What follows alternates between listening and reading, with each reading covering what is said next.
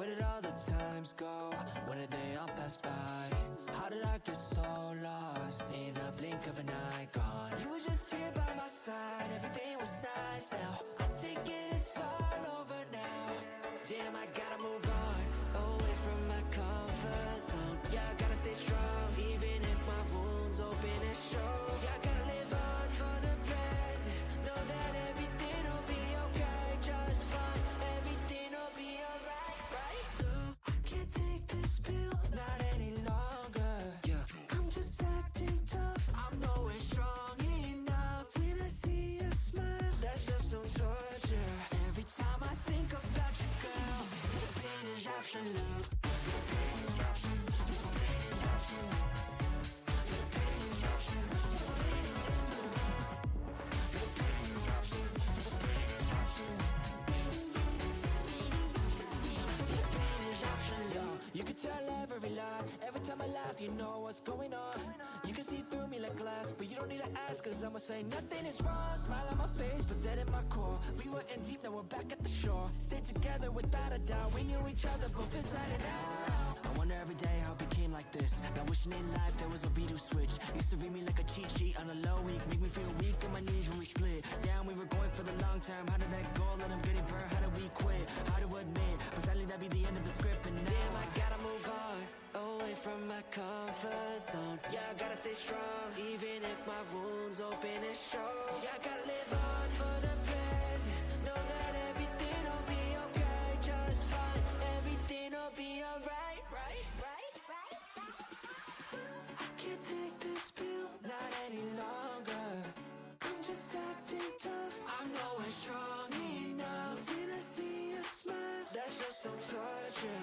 Every time I think about you, girl, the pain is absolute. The pain is absolute. The pain is absolute. The pain is absolute. The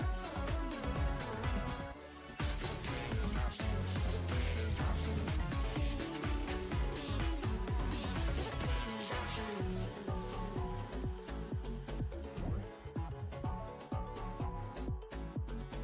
pain is absolute.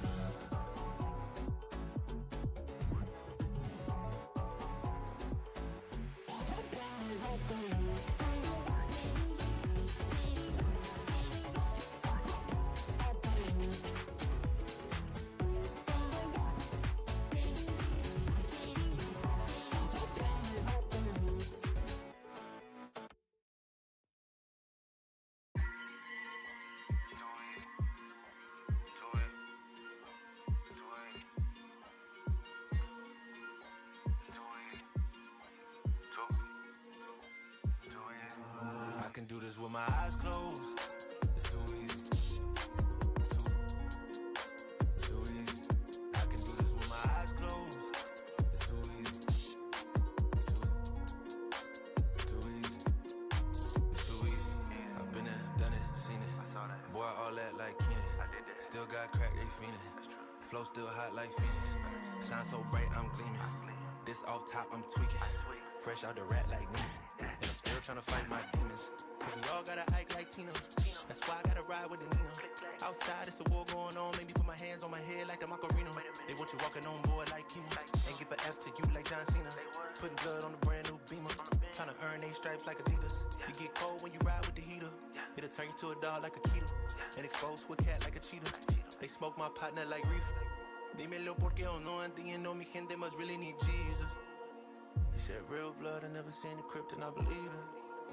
It's too easy. Too easy. I can do this with my eyes closed. It's too easy. It's too easy. I can do this with my eyes closed. It's too easy. It's too easy. I can do this with my eyes closed. It's too easy. Too easy. It's too easy. I've been there, done it, seen it. Y'all just talk, don't live it. And just took that route, that seen it. And I'm so outspoken like Reason. Jimmy Neutron, boy, young G's. And I'm a self-made man out of Sweden. And it's still off top, I'm tweaking. But I still gotta fight my demons. I ain't no good, I'm evil. I ain't been clean since Eden. It's a war going on outside, make you put your hands on your head like the Macarena. That's why I gotta watch my demeanor. You know they locking up blacks and Latinos. It's the same old game, ain't nothing really changed but the mileage on the meter of the beamer. You get cold when you ride with the heater. It'll turn you to a dog like a keto. And expose to a cat like a cheetah. They smoke my partner like reefer. Dímelo porque yo no entiendo, mi gente must really need Jesus. He said real blood, I never seen the crypt and I believe it. It's too easy. Too easy. Too easy. I can do this with my eyes closed. It's too easy. It's too easy. I can do this with my eyes closed. It's too easy. It's too easy. I can do this with my eyes closed. It's too easy. It's too easy. I can do this with my eyes closed.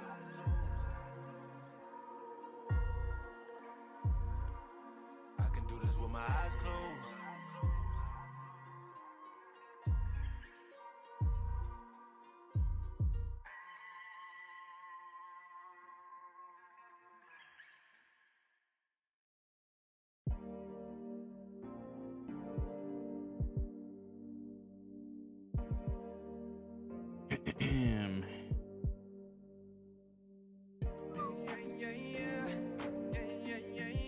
Crazy.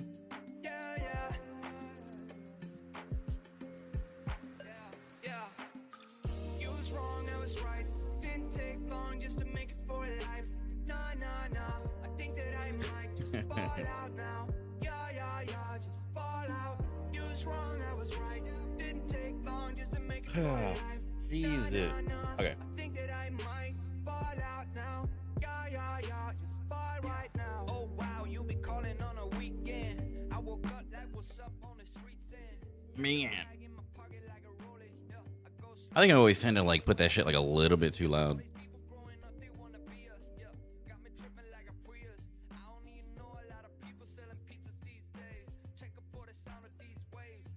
All right. Our audio is sounding adequate, definitely adequate.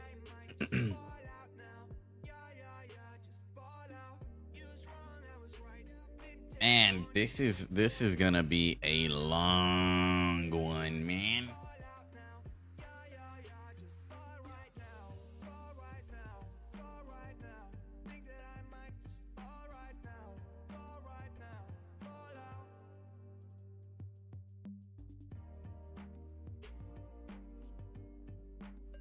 This one's gonna be a little tough. This is gonna be a little tough, boys.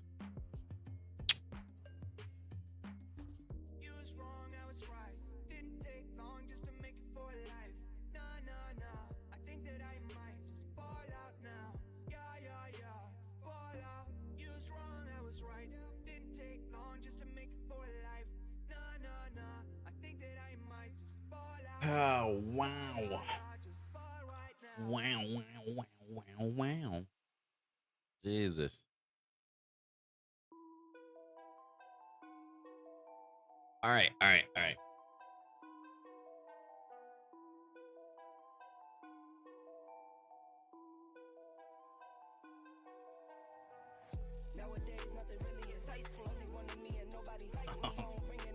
Wow, that's good. That's very good. Okay. So today, where the fuck is my music? Is like mad loud for me. Ooh. Wait. All right. Today we're gonna be doing. Okay. Today we're gonna be ranking every killer by their teachable. It's gonna take a while. It's gonna fucking take like. In my mind, I'm thinking like, okay, man, this is gonna take like minimum like 2 hours, maybe even longer, because I think when I ranked all the killers based on fun, I think, and I could be wrong, but I think it took me like 2.5 hours. Question mark? Fuck, I don't know. Let's see. How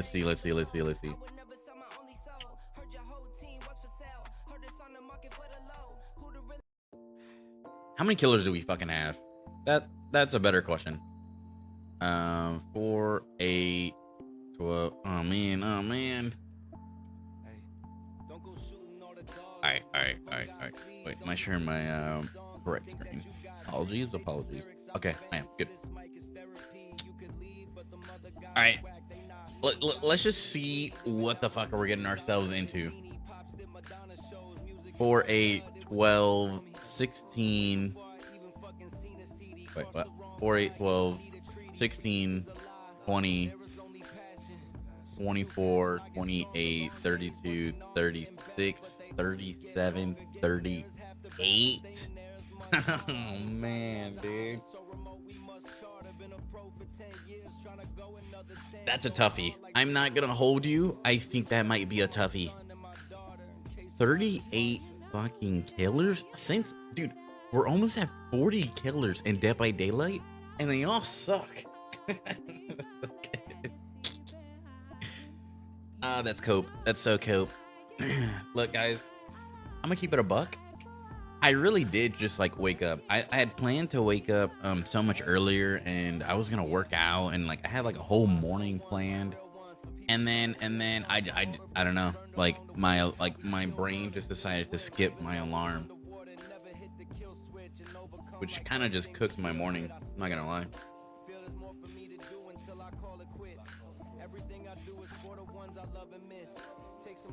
Oh man. Holy shit. Alright, that's still really fucking good though. Alright.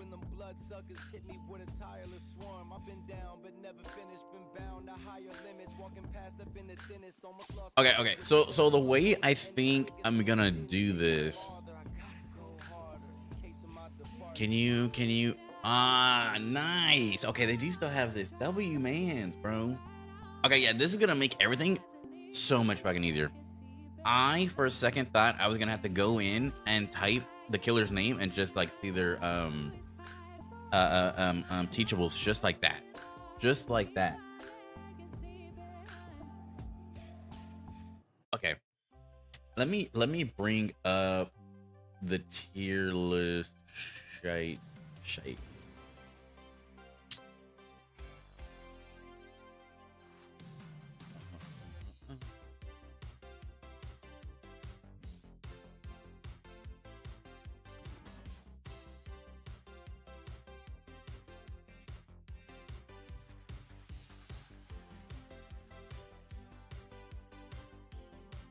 What the? All right. What if we go based on like the amount? Okay.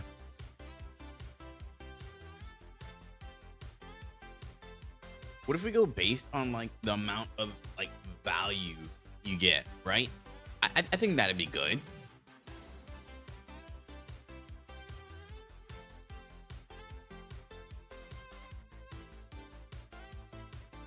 We'll just like we'll look at the killer's perks, and if you can get value out of them, then they're good, right? Okay, so the second one. Oh wait, what? All right, the second one. We'll just put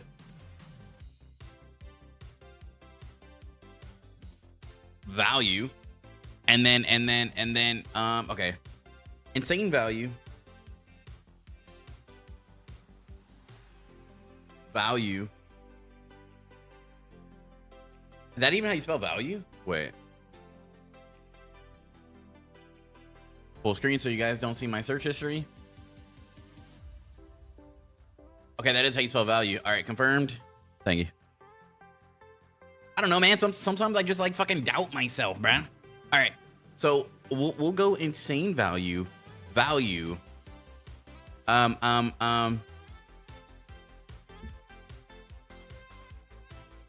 Value sometimes.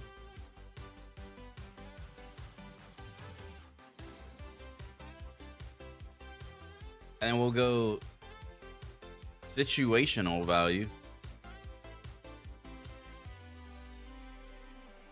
What the fuck? Why is the show like that? Ah, man. Whatever. And then we'll just put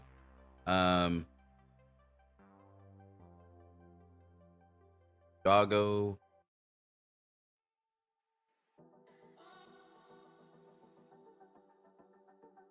Doggo poo poo, right? I think that's fair.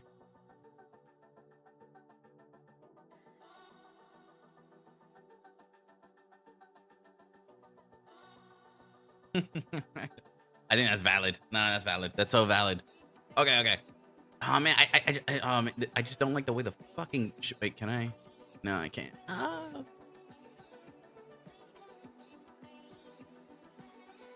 What if I do it like that? Will it still? No. I'm not gonna lie. The overlying L is just like pissing me off.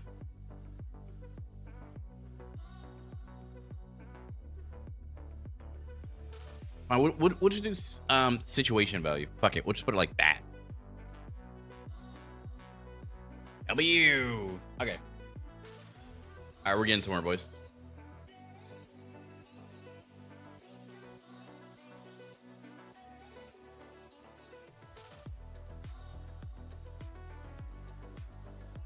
Wait, do you guys think that situation value or like situational value and then just like value sometimes is like essentially the same thing? What are we thinking?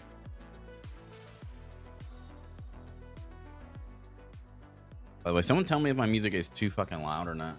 I had to turn down on my end. Show was like way too fucking like loud. Ear just fucking me. No. That's tough. Yeah, we're a little bit behind. We're a little bit behind today. We're a little bit behind today. It's gonna be okay, guys. It's gonna be okay. Trust me. Trust me. Trust me.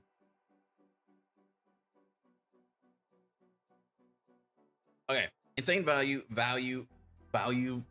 Sometimes, only straight situational value, and then just straight poo poo.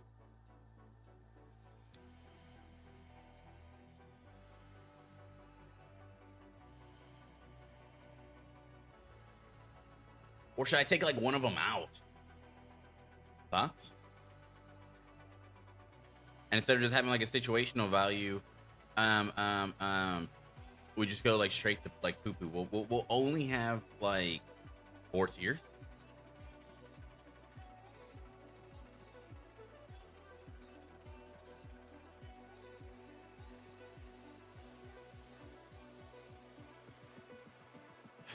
Oh man. Okay, I should have done this beforehand. I realize that. I'm understanding that now. To be fair though, okay, I have no to be fairs. I just should have done it. Insane value.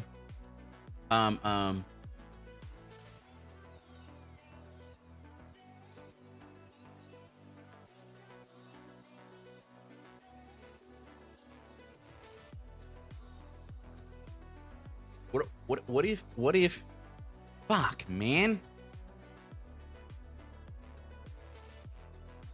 Why you question marking me?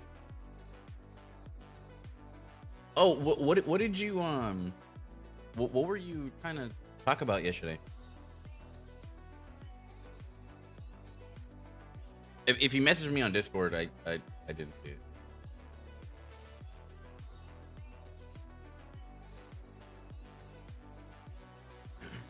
Okay, but like, what do you think of this? Do you think this makes sense? Tell me later. All right. Do you think this makes sense or no? What are we thinking? What are we thinking? Or should I just do like a normal SACD? I think I should probably just do that, right? Keep it simple. What is this? Tier list. Tier list. We're doing a tier list based on Teachables. Yeah. So I fucking dude, I counted out. We have 38 fucking killers, bro.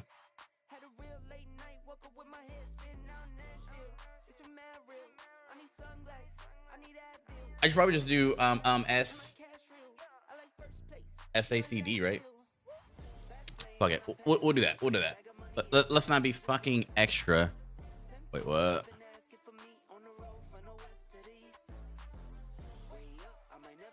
I'm overcomplicating it. We'll just keep it nice, clean, and classy.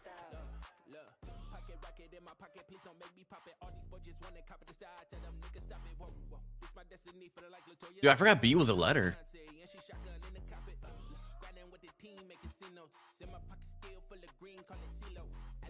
Ah. All right, that works. All right, that works. All right, that works. Okay. All right. Nice. We're good. We're good. We're good. Wait, should I turn like my music off for this? Wait, do I normally turn my music off for this? Oh man, I woke up so late. My brain's not here right now.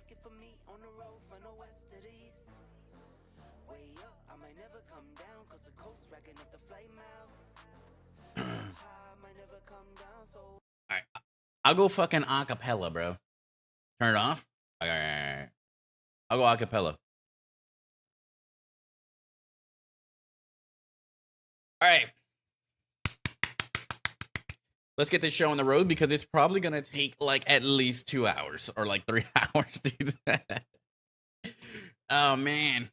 All right, today we are going to be tier listing every single Dead by Daylight killer based on their teachables. If they have amazing teachables overall, they'll get something in the higher echelon. If all their shit is straight doo-doo cheeks, we'll put it in D tier where it belongs. All right? All right, let's get started. W intro. Okay.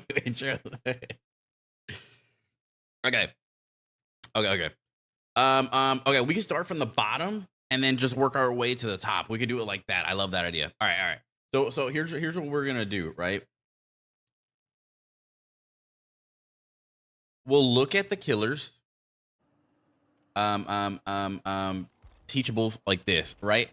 I'm so glad they kept this like this because for a second I thought I was gonna have to go and search up every single killer's perks, and like, oh my god, the thought of that was just very daunting. But no, easily we could just click bio and we can see all three of the teachables that each killer has. It's beautiful. It's perfect. Works like a charm. All right, starting off with the Houndmaster, we have All Shaking Thunder. Now, these are all very new perks. Some would say too new to even tier list since they haven't been out that long and haven't really seen their abilities come out to like full fruition, right? But we have All Shaking Thunder. It increases your lunge speed by 70, or your lunge distance by 75% for 16 seconds, and has a 5-second cooldown. Okay. I'll read them all, and then we'll talk about it right a little bit, right? Jagged Compass makes any Scourge hook. Makes any base hook a Scourge hook, and reveals the generator with the most progress for 10 seconds. Okay. And then No Quarter. When a survivor reaches 75% healing progress, while self-healing, they are faced with continuous skill checks. It's basically the Onryo perk, Merciless Storm, but for healing. Essentially, that's literally what that's basically what this is. Just for healing. All right.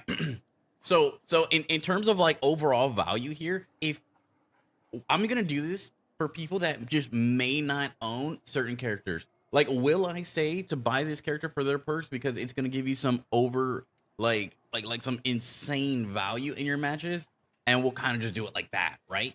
That sounds like absolutely fucking perfect. Okay, All Shaking Thunder is really great if you match it with Coop, but is it something that you'll get like a crazy amount of value off of every single game? No, it's borderline like meme perk, right?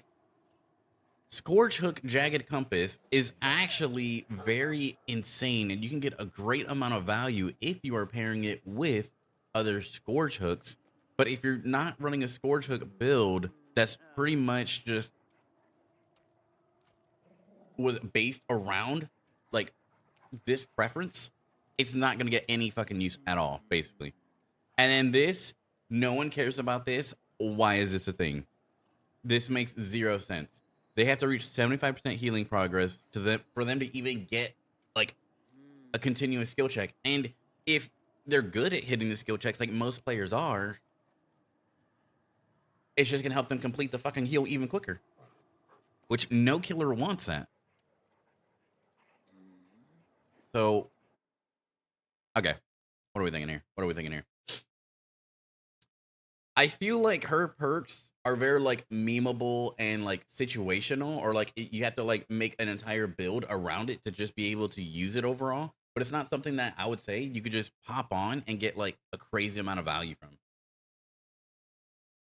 So I think for her, I'm not gonna put. Ah, man.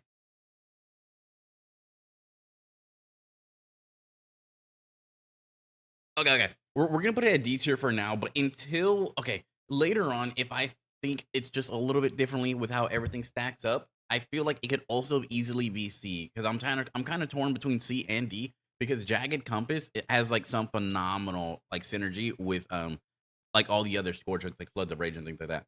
And All Shaking Thunder is also a very fun like memeable perk, but at the same time, you're not really getting any like actual in-game value from it. All right, first one done. Howl Master in D tier. Moving on to the Spirit. Ooh, Spirit. All right, what the fuck is a Spirit, bro? I kind of wish like the killers just like lined up perfectly for me, or like there was a way to like I don't know, I could just like organize the killers myself. That would have been cool. All right, moving on to the Spirit, we have Spirit Fury, Hex Haunted Ground, and Rancor. Ooh, beautiful fucking perks. I just want to say, Spirit Fury. After you break 2 pallets, the next time you are stunned by a pallet, the entity will instantly break the pallet. People love using this with Hubris and other things to get an insta down and absolutely clap some survivor cheeks. Haunted Ground will make the entire team exposed when someone cleanses the haunted totem for 60 seconds. Whole team exposed for 60 seconds. And then Rancor. You see your obsession the entire game. They also see you, but at the end of the game, your obsession is now exposed indefinitely. And if you down them, you can mori them on the spot. Doesn't matter if it's the first time or not. I believe you can get an insane amount of value from every single one of these perks without even trying to like force play into it. So for that, I think that one's a very easy one for me. For Spirit, I think I'm stuck between S and A. I think I'm gonna go A with her. I'm not gonna lie. I'm gonna go A only because um um um well fuck man. I think I'm gonna go S. I'm gonna go S. I'm gonna go S because her fucking perks. Just as like if I'm a baby killer and I choose to buy Spirit and I put on Rancor, it's gonna help me so fucking much, dude. It's the best thing I can get that's close to Know It, since Know It is a base perk. It's the closest thing I can get to Know It if I don't have Know It. And it's fucking insane. Can't cleanse it, can't do anything, and at the same time, it gives you informational value for at least one person throughout the entire game. That's insane fucking value. You don't have to think about it, and you're gonna get value for that. Easy fucking S. Easy fucking S. Okay, well, little tough between S and A, but we're gonna give it an S. All right, moving on to the Dredge. Okay, the Dredge. What the fuck is he? Mans. Nice. All right, Dredge's perks are Dissolution, Darkness Revealed, and Septic Touch. Oh my god. All right, Dissolution. 3 seconds after injuring a survivor by any means, Dissolution activates for 20 seconds. Anytime a pallet is dropped during that 20 seconds, the pallet is instantly broken. Okay, very good. Darkness Revealed. When you search a locker, all auras of survivors within 8 meters of the locker are revealed to you for 8 seconds. Ooh. 30-second cooldown. Septic Touch. Whenever a survivor performs a healing action within your terror radius, the survivor suffers from blindness and exhausted. These effects linger for 10 seconds after a healing action is interrupted by any means. That was pretty cheeks, I'm not gonna lie. Okay, in terms of like overall value, right? Like if you're like a new player and you wanted to know if you should buy this man based on his teachables, Darkness Revealed will give you some insane fucking value because all you have to do is open a locker and you can very well see a good amount of survivors. Dissolution is a little bit harder. I guess you have to really play towards this and understand the perk to really get value from it, but you can still get an insane amount of value also. But and then Septic Touch is like just straight fucking doo-doo cheeks, bro. Like if I'm being totally honest, like I don't think I've ever seen a single person run Septic Touch like in my life. Maybe like when he had first came out and people were trying to like adapt with him, but other than that, like no one's running Septic Touch. Okay, I think I'm gonna give Dredge a B tier. Darkness Revealed in itself is fucking insane, but I just can't justify it because Septic Touch is like so fucking unusable. Like to get into these like tiers, you have to have 3 fucking perks that are just straight fucking fire, bro. 3 perks that are just good by themselves, nothing needed, no playstyle, and then S is for something that's just like straight every single perk you can get value off of in itself by itself all the time. Okay. So Dredge of the Bee. Moving on to the Oni. Ooh. Dude, I don't even think I don't even know if I remember the Onis, actually. This is going to be interesting for me. Okay. Moving on to the Oni. Oni, we have Zanchin Tactics, Blood Echo, and Nemesis. Okay. Zanchin Tactics is essentially windows for killers. You're able to see all vaults and pallets within 32 meters. Blood Echo, all injured survivors suffer from the hemorrhage and exhausted status effect if they're injured. So everyone has to be injured for you to get value for this perk. And then Nemesis, this one's a very like fucking like weird one, right? Anytime you get a new obsession, they're afflicted with Oblivious for 60 seconds and their aura shown for 4 seconds. To get value from Nemesis, you really have to run a perk that changes your obsession multiple times to really get value from this. All of these, I believe, are just situational. They really are. Because you're not going to get that much value from Blood Echo. Like, if you hook someone and there's only one fucking person that's injured, like one other person that's injured, the only killer that's getting any use out of this is probably Legion. Zanchin Tactics, I don't understand the, like, I mean, they recently added survivors who drop pallets are revealed to you for 5 seconds. I mean, that's kind of good, kind of cool, but like, does it give enough weight to actually like say it's a fucking like usable perk? I really don't think so. And Nemesis is just so fucking situational. You have to like build around it. It's kind of like cheeks in that sense. I think for Oni, I'm gonna go D tier, which I think I'm gonna put Houndmaster at C because Houndmaster kind of has like a couple of decent perks. Again, they're kind of memeable, but like if D tier is gonna be something that all perks are fucking bad, then she shouldn't be in there. Then she really shouldn't be in there. Nice, look at that, switching up the fucking game a little bit. Okay. We have Plague. All right. Check out Plague. Oh, by the way, I don't know if I fucking switched it or not. But yeah, Oni is gonna be in D tier, and then Houndmaster is gonna be in C tier. I don't know if I switched my screen or not. I could be wrong. All right. Next we have Plague. Now the Plague, I know, has some pretty decent perks. Starting off, we have the one and only Corrupt Intervention. Now, is this as good as it once was? No. But still fucking insane. Infectious Fright and Dark Devotion. Corrupt Intervention is going to block 3 gens at the start of the game for 2 minutes until you injure a survivor. Infectious Fright, every time you get a down, all survivors within your terror radius are going to scream, revealing their location. And then Dark Devotion, you're able to put your terror radius on a survivor, and the survivor runs away, and you're just undetectable for like 30 seconds. It's very good but bad at the same time, because if you hit a survivor and they're like a juicer, they're gonna want to just stay around you. It only like promotes hit and run gameplay, and a lot of people like don't like that. They love to just get in a chase and then finish a chase. So something like this just it's a very like niche like kind of like player that's gonna like use this and play around this. Um, um, and Infectious Fright is good. I got it. All right. Plague is gonna be B tier along with Dredge. We still don't have a fucking A tier yet, bro. That's crazy. We're gonna put her B tier because Corrupt Intervention, you get value off of no matter what, constantly, all the time. Infectious Fright, you can also get value from all the time. Okay, wait, should we put it at A? I think I'll put it at A. I know what I said earlier, but like you gotta understand, these are 2 perks that you just slap on and you get value from without even trying. You're gonna down someone at some point, so you're gonna get an Infectious Fright. you're gonna start the fucking game, obviously, right? And you're gonna have 3 gens that are blocked, saving you from getting gen rush very, very quickly. And they happen to be the farthest gens, so it pushes the survivors towards you for 2 minutes. That's insane fucking value. And then the last one, it's really just forgettable. It's really forgettable. But they're 2 really strong fucking perks. So I gotta give it a.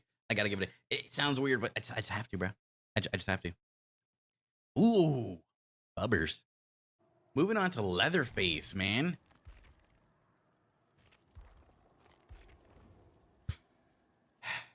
Bubba himself. All right. For Bubba, we have barbecue and chili, knockout, and Franklin's demise. Oh, man. Okay.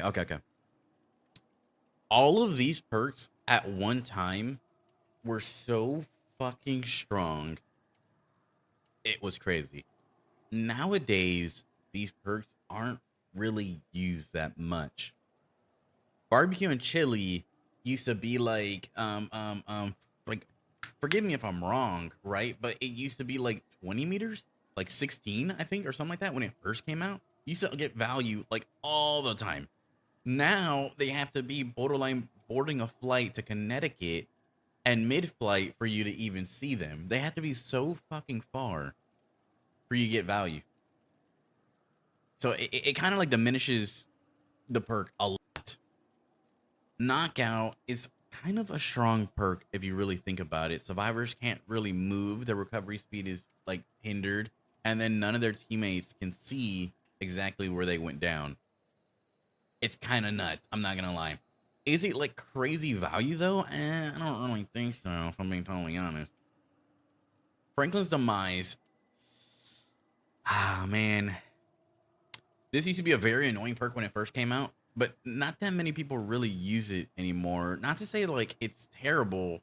It's very good at getting out strong items from survivors, like i.e. toolboxes and fucking medkits. And if you're getting flashlights, and then a lot of times you can, if you know how to play with it, you can bait survivors into going back and picking up their items.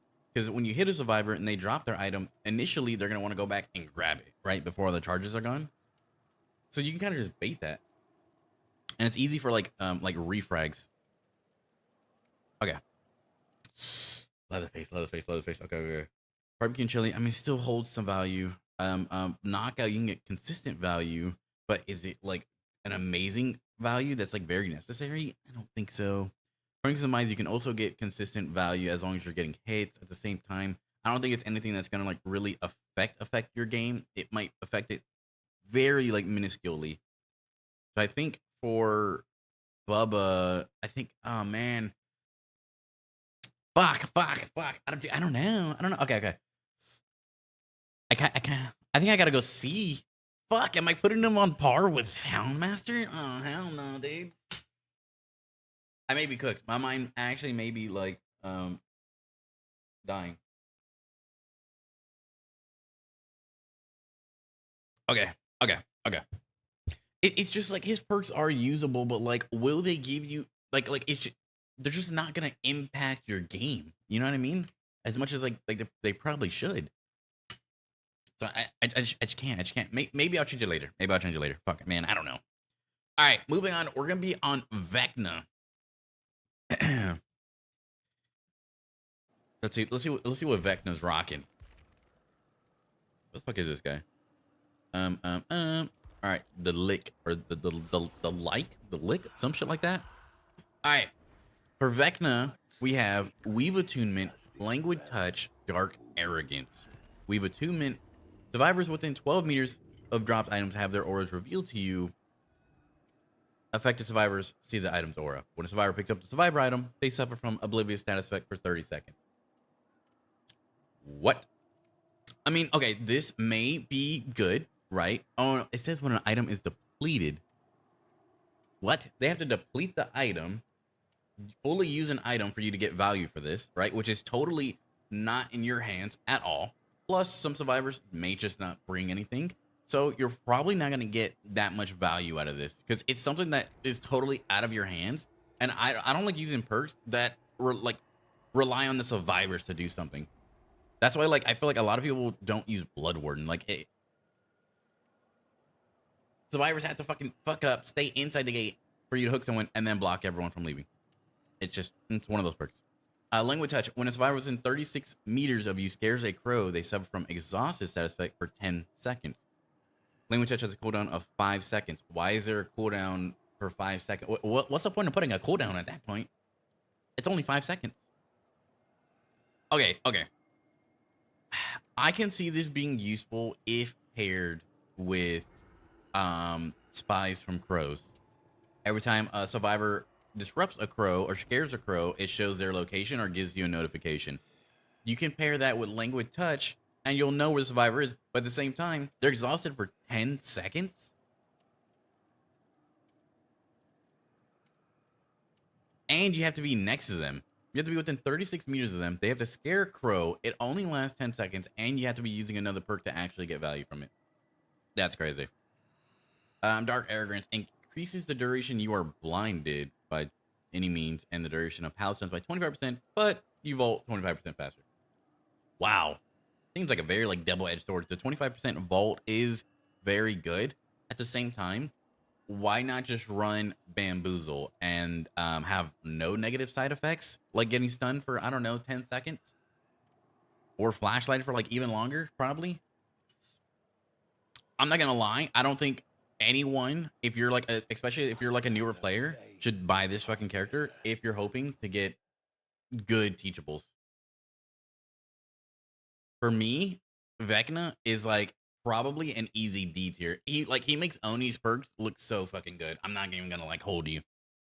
Those might be some of the most useless perks to have. Wraith, ooh, Cloaky boy, nice. Okay. All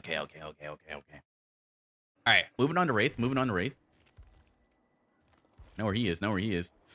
This is the fucking the DVD starter kit, bro. This is the fucking starter kit. All right, we have Bloodhound, Predator, and Shadowborn. All of his perks have had reworks over the past couple years, if I remember. All right, Bloodhound. Fresh blood marks are considerably more discernible than normal ones and can be tracked for 4 seconds longer. You're able to track blood stains for 4 seconds longer, and they're brighter. Predator, when a survivor escapes a chase, reveal their aura for 4 seconds. I know they recently just did this one, which makes it fucking insane. I just don't like it has a 40-second cooldown, but I mean, beggars can't be choosers. And then Shadowborn, when blinded by any means, gain 10% haste for 10 seconds. This is very good for those people that tend to get flashlighted a lot, because out of the flashlight, you'll just move 10% faster and you'll be able to catch up, especially if they flashlight save and things like that. I'm gonna go ahead and say, if I'm a new player, or even if I'm a fucking OG player, I could still get easy value from every single one of these, right? Sometimes scratch marks lead you in the worst fucking directions. So the fact that it shows you the ones in the direction where they actually are going are darker, so you can tell easier, is insane. And they last longer, which is even more insane. Predator, if they fucking crouch walk and just I don't know, corner attack you for some reason, you can see their aura for 4 seconds. You know exactly where they're heading, and you can re-engage that chase. And then Shadowborn, everyone's banging nowadays. The flashbangs are fucking out of control at this point. So you get flashbanged, you have 10% haste to go and re-engage that chase again. Dare I say this is oh man. Okay. See, and these are perks I'm talking about, right? You can use them and get value from them without having to do X, Y, and Z steps. They're just easy. You don't have to do nothing. Very beginner friendly. I actually really love his perks for a beginner, and they're not terrible if you're trying to do something in the future with some weird build or something, or maybe you're just, I don't know, you just want to run them to do an adept. It's not gonna be that hard. You're gonna get value from all of them. All right, Trapper. Ooh, my fave. All right, moving on to Trapper.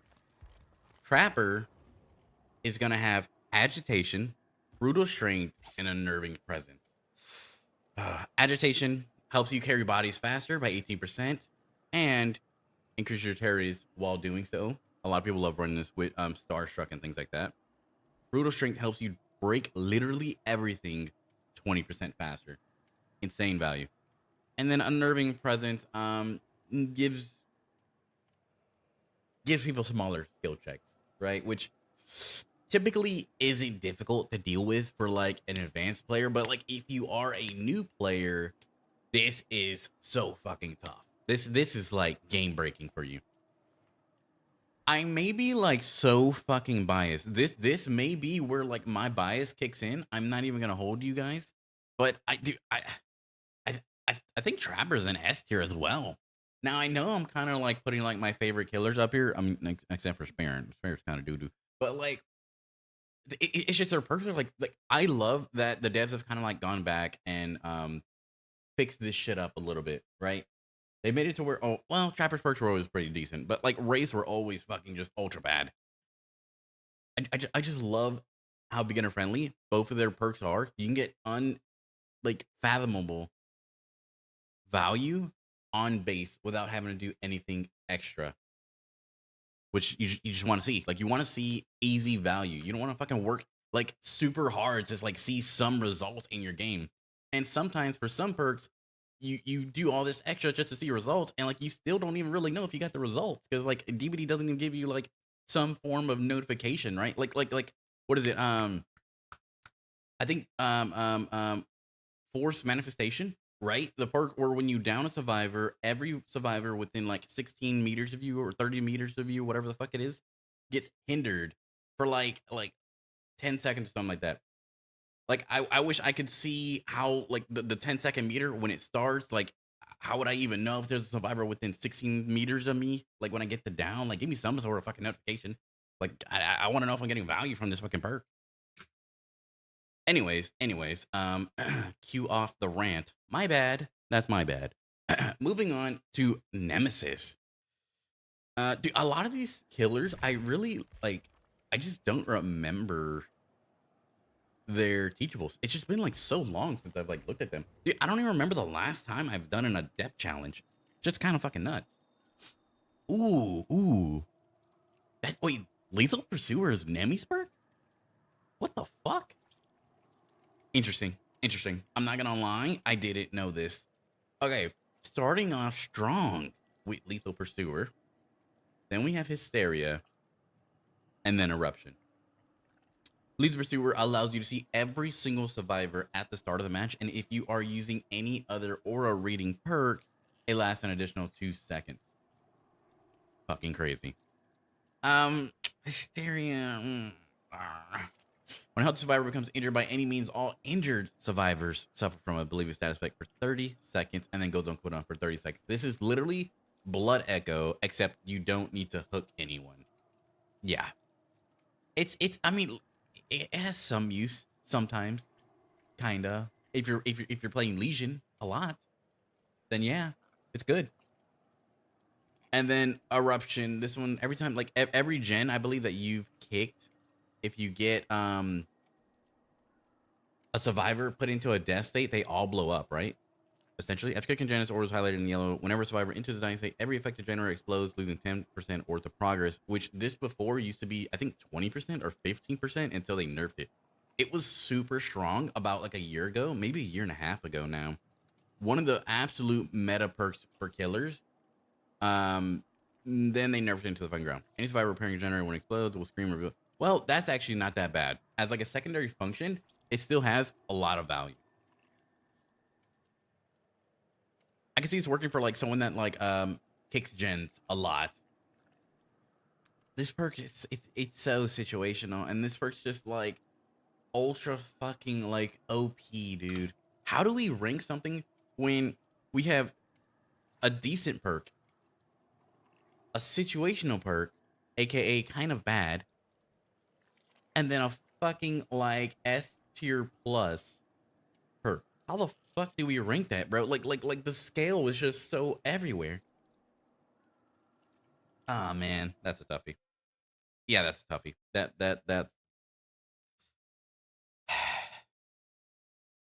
Do I just say A tier? I think I gotta say A tier, just because like Lethal Pursuer alone, dude.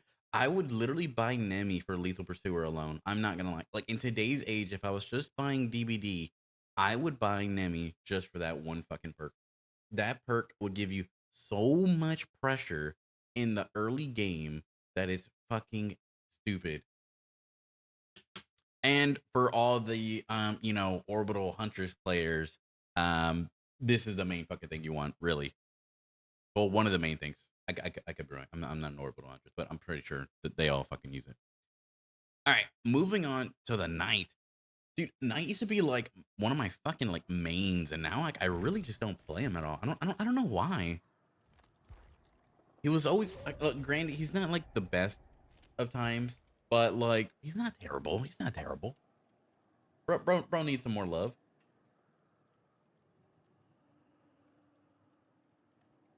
All right. The knight. We have nowhere to hide, face the darkness, and hubris. Nowhere to hide. Whenever you damage a generator, reveal the location of all survivors standing within 24 meters for 5 seconds. Okay. Face the darkness. While your hex is active, after injuring a survivor outside of your terrorist. Oh wait, all survivors outside of your terrorist reveal their positions and auras for 2 seconds. Not bad. And then hubris. Whenever you are stunned, the survivor who stunned you is exposed for 20 seconds, and hubris goes on cooldown for 20 seconds also after that. Oh man. Okay. Let's talk about it. Let's analyze it. Let's think it through. Nowhere to hide. You're always going to be able to get value no matter what. Literally, like, no matter what, you're going to kick a gen. Well, I guess they have to be within 24 meters of you, but like, I mean, you're gonna get so much value from this in your games. It's gonna be worth the fucking perk slot because you can like spam kick gens. You can infinitely kick gens and get their aura read. Hex Face of Darkness. He's very. It's very good in builds that are like so fucking evil. Like I use it in my pig build to stop people from taking off their trap. It's very good at interrupting actions. So if you're running a hex build and you don't want them to destroy your totems, you need to run this perk because they will scream every 25 seconds and then it'll take off all their progress for that totem. It's kind of fucking nuts. And then if you're running like Thrill the Hunt, it's going to make them take even longer, and it's basically uncleansable for a second. But at the same time, you have to keep injuring people to like keep activating this. And then hubris, like, oh man, I remember when this perk first came out, everyone thought it was going to be the most broken thing in the game. But you kind of realize very quickly that 20 seconds goes by very fast, right? Like, even if I'm running Enduring and Brutal Strength, like, you literally have to build your entire fucking character to this perk to really get use out of it. It's not all that useful. The only people that get use out of it are the people that use Spirit Fury, but then, like I said, like, you're still building just to get value from this. It's not something that you could just get value from just having it on. So two good perks, great perks, and then one like mediocre perk, right? All right, okay. Two good, one mediocre. Should we put it A? I guess what we can like say S really is 3 really good perks. A, 2 good perks. B, like 1 good perk.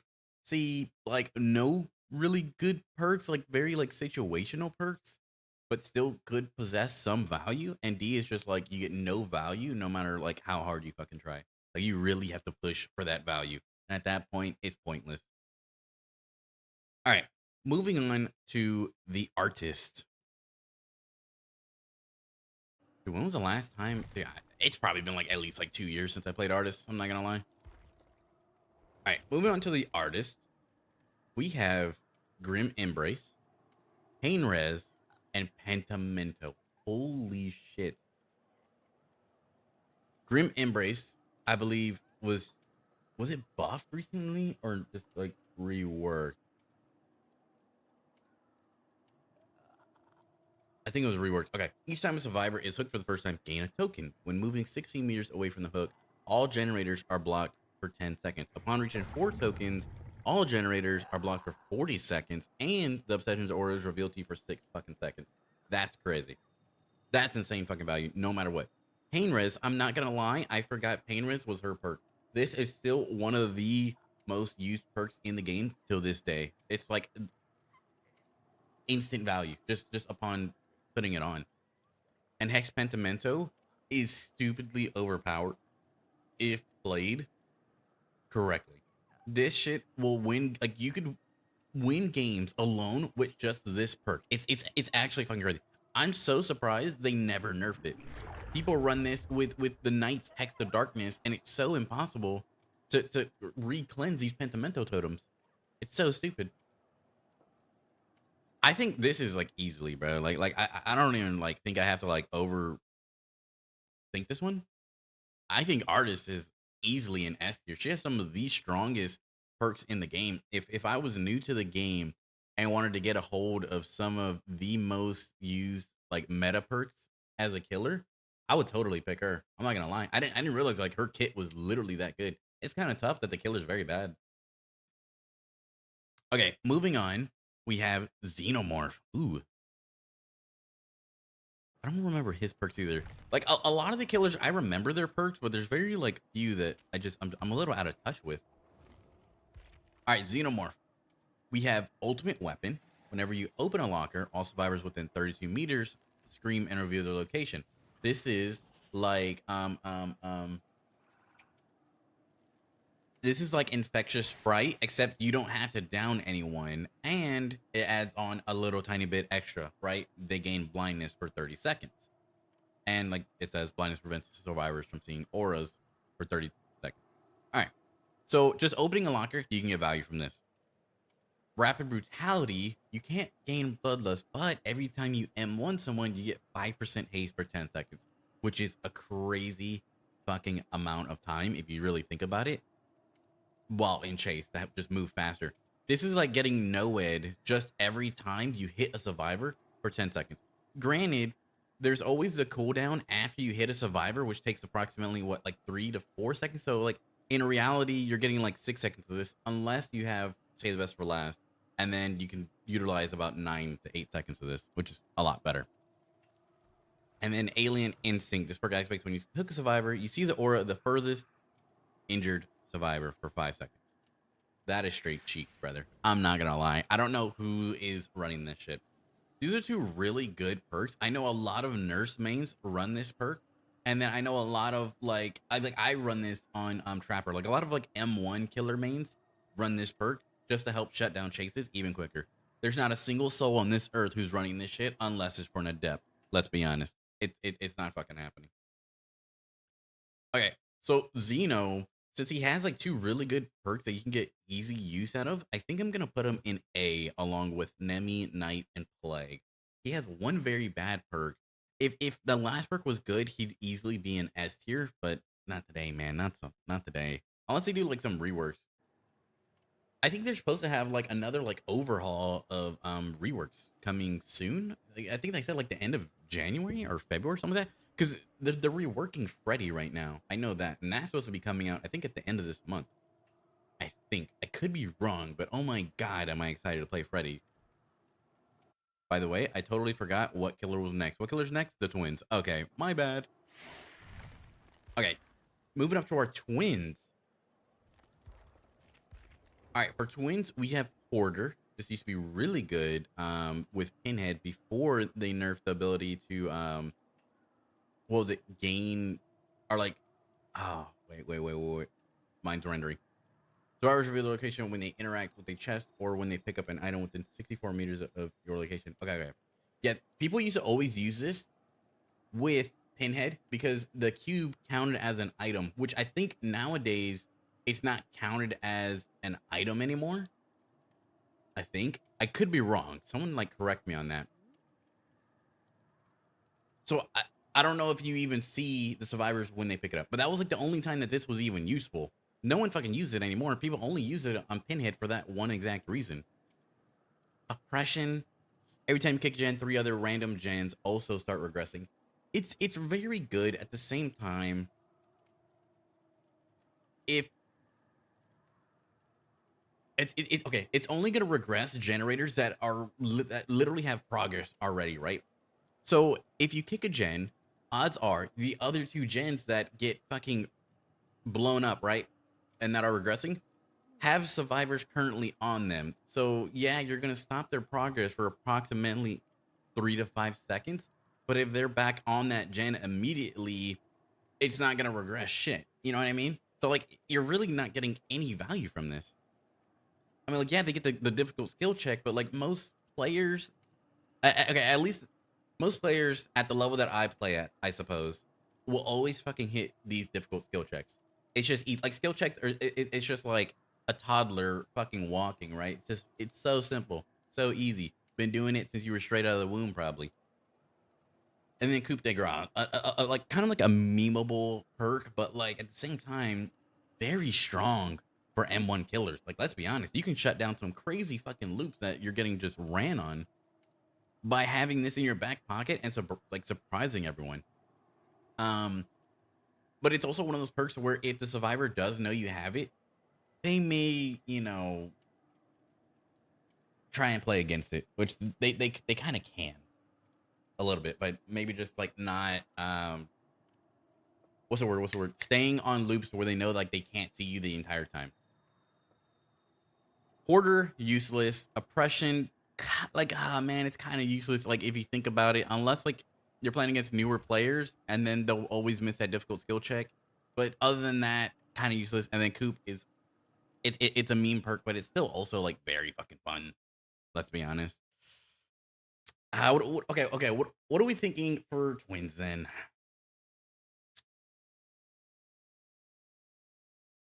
Okay. Let's think about it like this, right? If we were new to the game, wait, do you have to buy twins? I'm not sure. Yeah, right? I think so. If we were new to this game and we wanted some good fucking perks, should you buy twins? That's a good question. I really don't think so. Like, there's nothing like too crazy. I think I gotta give it a D tier. Like, even though Coop is like one of my favorite perks in the game to just like fuck around with, it's nothing that's gonna like really affect your game that much. It's really not. It's like so like a minuscule the amount of like value you get from those perks. Sorry, that's not my all right. Moving on to Trickster. One of my faves. Okay. Oh, Tricky Boy. Holy shit, they're right next to each other. All right.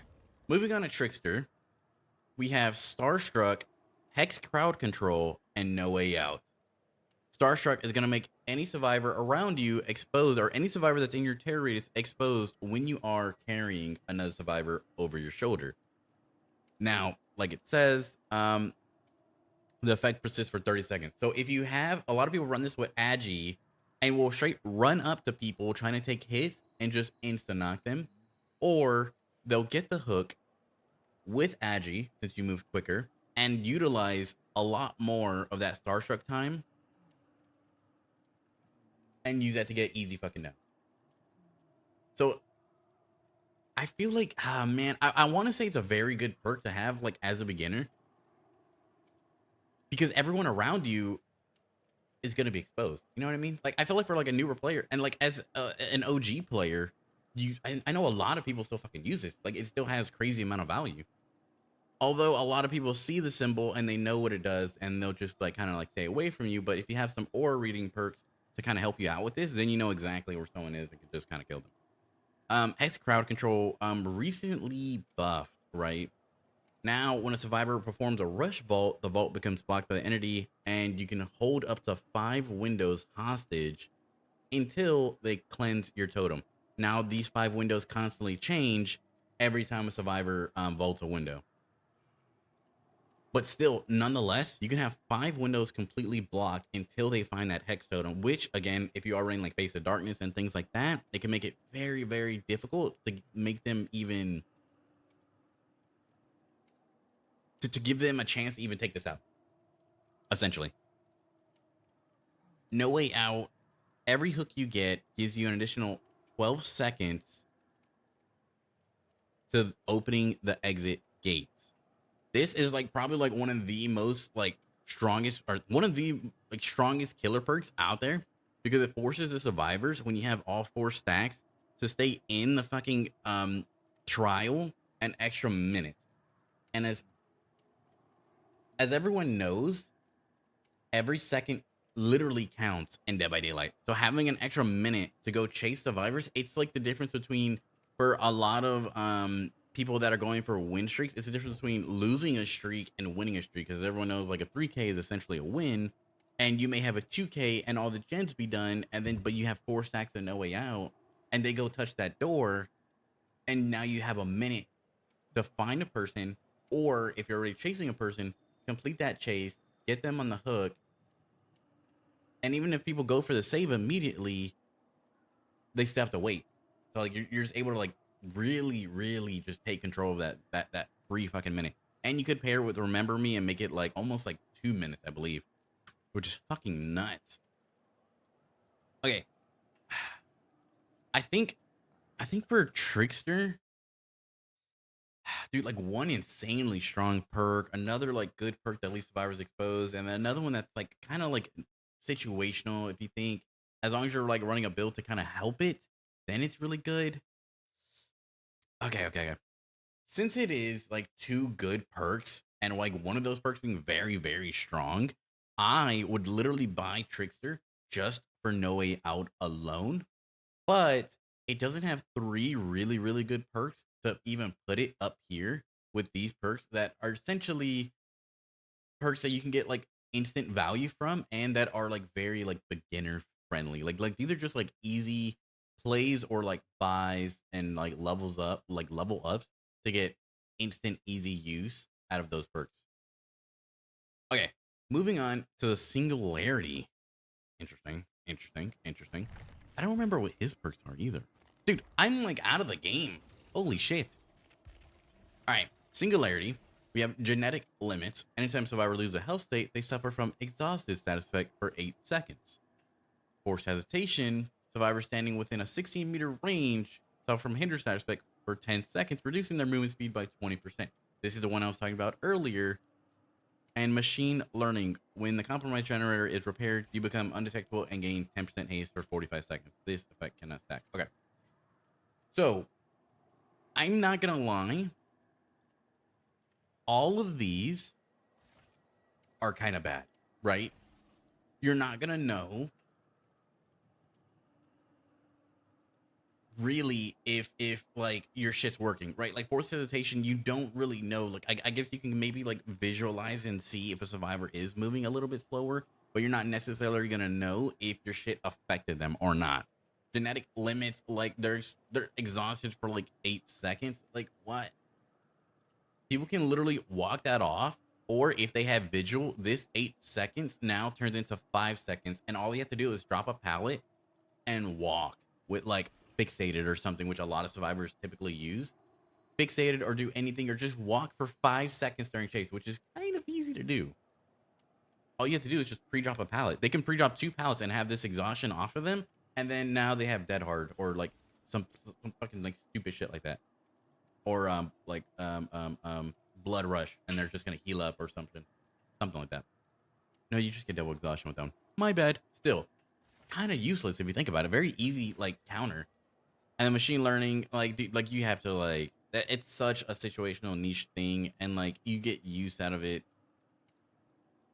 It's like for people that are trying to like troll with Myers, it's not something like you use if you're trying to actually like win a game or something like that. All right, I'm gonna say Singularity. I'm gonna put him in D tier because his perks are pretty bad, bro. Like they're really bad in terms of just like, you really don't even know if you get use out of them, or like you're just not gonna get use out of them. Like it's just like too easily counterable. Oh my god, Skull Merchant. Fuck. Dude. I should instantly just put that character in a D tier for just being the Skull Merchant, you know what I mean? But I'll be nice and I'll actually give her perks a shot. Alright. We have Game of Foot, Thwack, and Leverage. I know they recently buffed the whack, right? Or they changed it. Something like that. I'm pretty sure with that, with the whack. All right, Game of Foot. Damage generators and breaking walls or pallets gives you a 5% status or 5% haste status effect for 10 seconds. Whenever you hit the survivor with the most total time chase with the basic attack, they become the obsession. So this is almost like a hybrid kind of fucking perk that gives you like two different, like very different uses. Thwack, every time you break a pallet or a wall, any survivor within 24 meters of you is gonna scream. Now they kind of like nerfed it in a way, because before, this is what I was talking about. Before, you used to be able to kick, or yeah, you used to be able to kick anything and see survivors within 24 meters of you, or I think it was like 16 meters of you. Now you have to get a hook and can hold up to 3 tokens, and then you can go and use those tokens whenever you want. But now it doesn't have a cooldown, which is, I guess, kind of cool, but at the same time, like, I had to get a fucking hook every time I want to get value for my perk, which kind of sucks. And like, it's value that I don't know if I'm even gonna get, because survivors have to be within 24 meters of me, and sometimes they're just not. Like, and I think if they're hiding in a locker, it's still not gonna like show their aura or anything like that. So it's man, it's kind of tough when you bring a perk and like you just like, there's a chance that you just literally will not get value from that. Like, it's tough running those perks. And then leverage. When a survivor performs the unhook action, their healing speed is reduced by 50% for 30 seconds. They recently changed this too. That's actually a good change.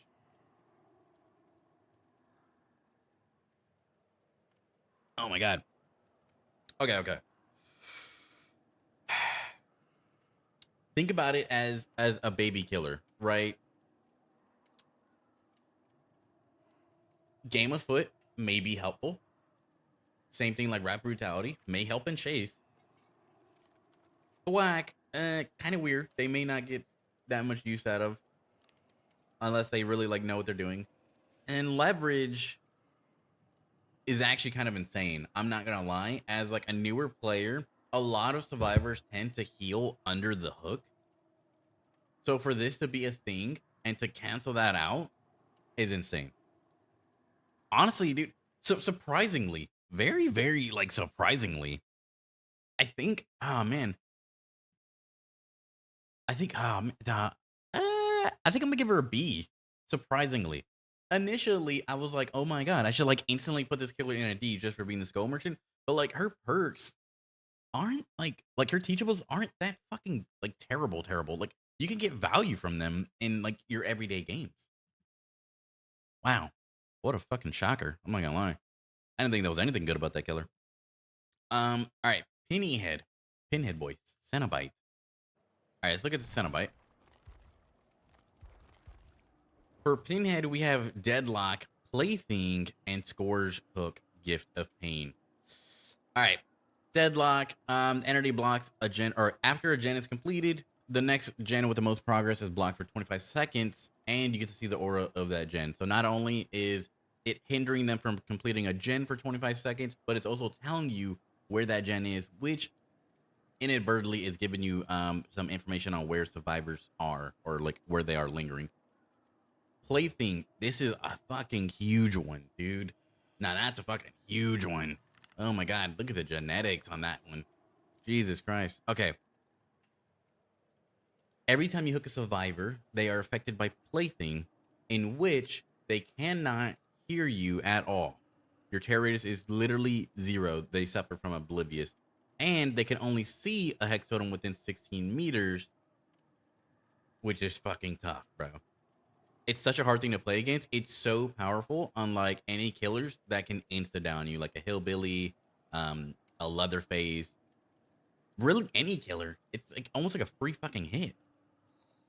And then Gift of Pain, when a survivor is unhooked from a Scourge Hook, they suffer from Mangled, which is literally Sloppy Butcher for 90 seconds.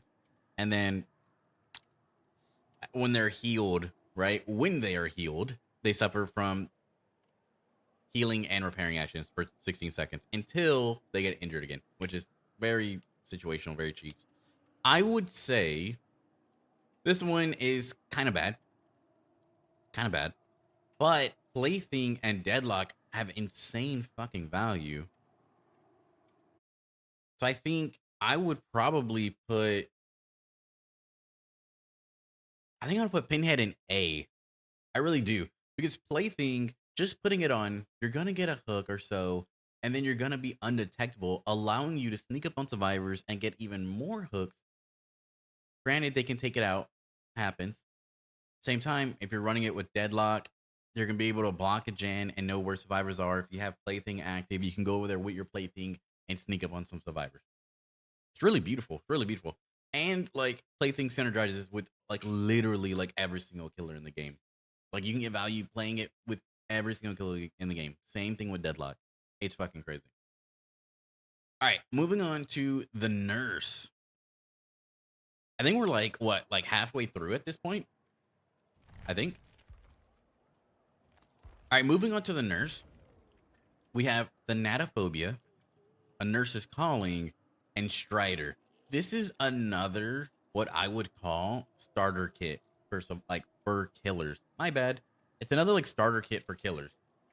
The Natophobia, every time there's an injured survivor, they get a penalty to pretty much everything in the game except for healing, which is insane. And if you have all 4 survivors hurt, it's just 12% penalty to everyone. This used to be so fucking powerful. It's not that powerful nowadays, but like you can still get a really good amount of value from it. A Nurse's Calling is also very beautiful for those people that get away after you've chased them. Just swinging by places, you'll see an aura pop up, and it's going to be 1 or 2 survivors sitting there free as can be. That's insane fucking value. And all you have to be is within 28 meters, which is a reasonable distance. And then Strider, for like a lot of the beginners or maybe people that are playing Spirit, they can hear survivors' pains 50% louder and just their breathing 25% louder. So I think you can get use out of all the perks. Do I think they're like a crazy value? I mean, maybe like nurses. I always tend to get like nurses value just like without even thinking, which is crazy.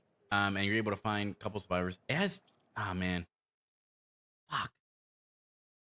I'm not gonna lie, it's so tough to kind of like rank a lot of these because there's times where there will be like 2 really good perks and then like 1 like very like bad perk or niche perk, or maybe they're just like 2 all right perks, but like I can see you still getting like easy value from them, but it may not just be like like a game changer amount of value. So it's very tough. Okay, I think I gotta put Nurse at B. Although she has like 2 very good perks, those perks themselves I feel like aren't necessarily a game changer. They are beginner friendly though, but they're still just not that strong anymore. Like they're just, they need to be like dusted off. Like I think they need some like they don't need rework. Well, maybe they need a rework. Maybe switch it up a little bit. Doctor. Moving on to Doctor,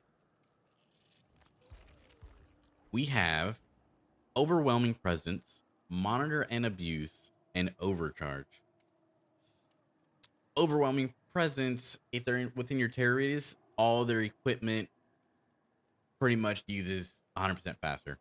Kind of cool. Monitor and Abuse, while on chase, your terror radius increased by 8 meters, but when you're not in a chase, your terror radius is decreased by 8 meters. Very good for killers that are like trying to be a little bit stealthier while not in chase and just move around the map without having their terror radius just like, I don't know, blasting everyone's ears.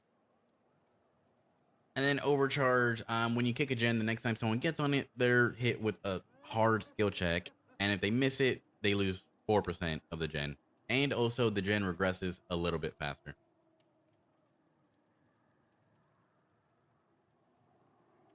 I think honestly, I'm not even gonna like overthink this one. I think this one's easily a C.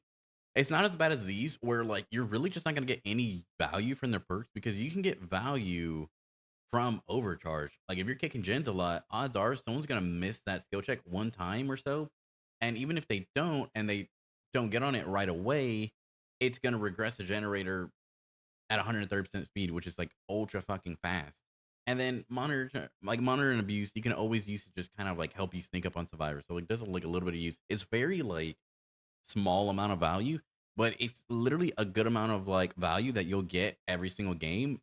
Unlike a lot of these that you have to just play towards and get basically no value at all. And that may be like, I don't know, maybe some perks I just haven't seen be used in a certain kind of way. So maybe like I just don't know. But as it stands at the moment, these are just like my opinions on a lot of these perks. All right, moving on to the Huntress. Ooh, Huntress mommy. Okay. All right, for Huntress, we have Beast of Prey, which grants undetectable status effect after gaining Bloodlust Tier 1. Very useless, very useless. And then you gain 50% more blood points in the actions of the Hunter category. Okay. Hunter's Lullaby. Survivors receive a 6% regression penalty when you miss or when missing a skill check while healing or repairing. Each time a survivor is hooked, you get more tokens, which gives them even less of a warning of these skill checks, so they have a little time to prepare. And at full stacks, they get no warning, and a fucking skill check just pops up. Which, if a survivor isn't locked the fuck in, will miss that skill check, knocking them back 6%, which isn't like a crazy amount, but like it's like a couple seconds on like a gen or a heal. Territorial Imperative. I know they recently reworked this one. Survivor auras are revealed to you for 6 seconds when they enter the basement and you are 24 meters away from the basement entrance, and has a 45-second cooldown. Wow. I'm not gonna lie.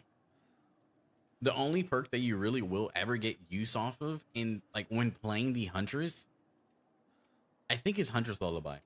And even at that, it's not gonna be a crazy amount of use. Like unless they just never take out the totem and you have 5 stacks and they're just constantly having to stare at their screen and making sure they hit these skill checks, you're not really gonna get a good amount of value from it. I I think um um um um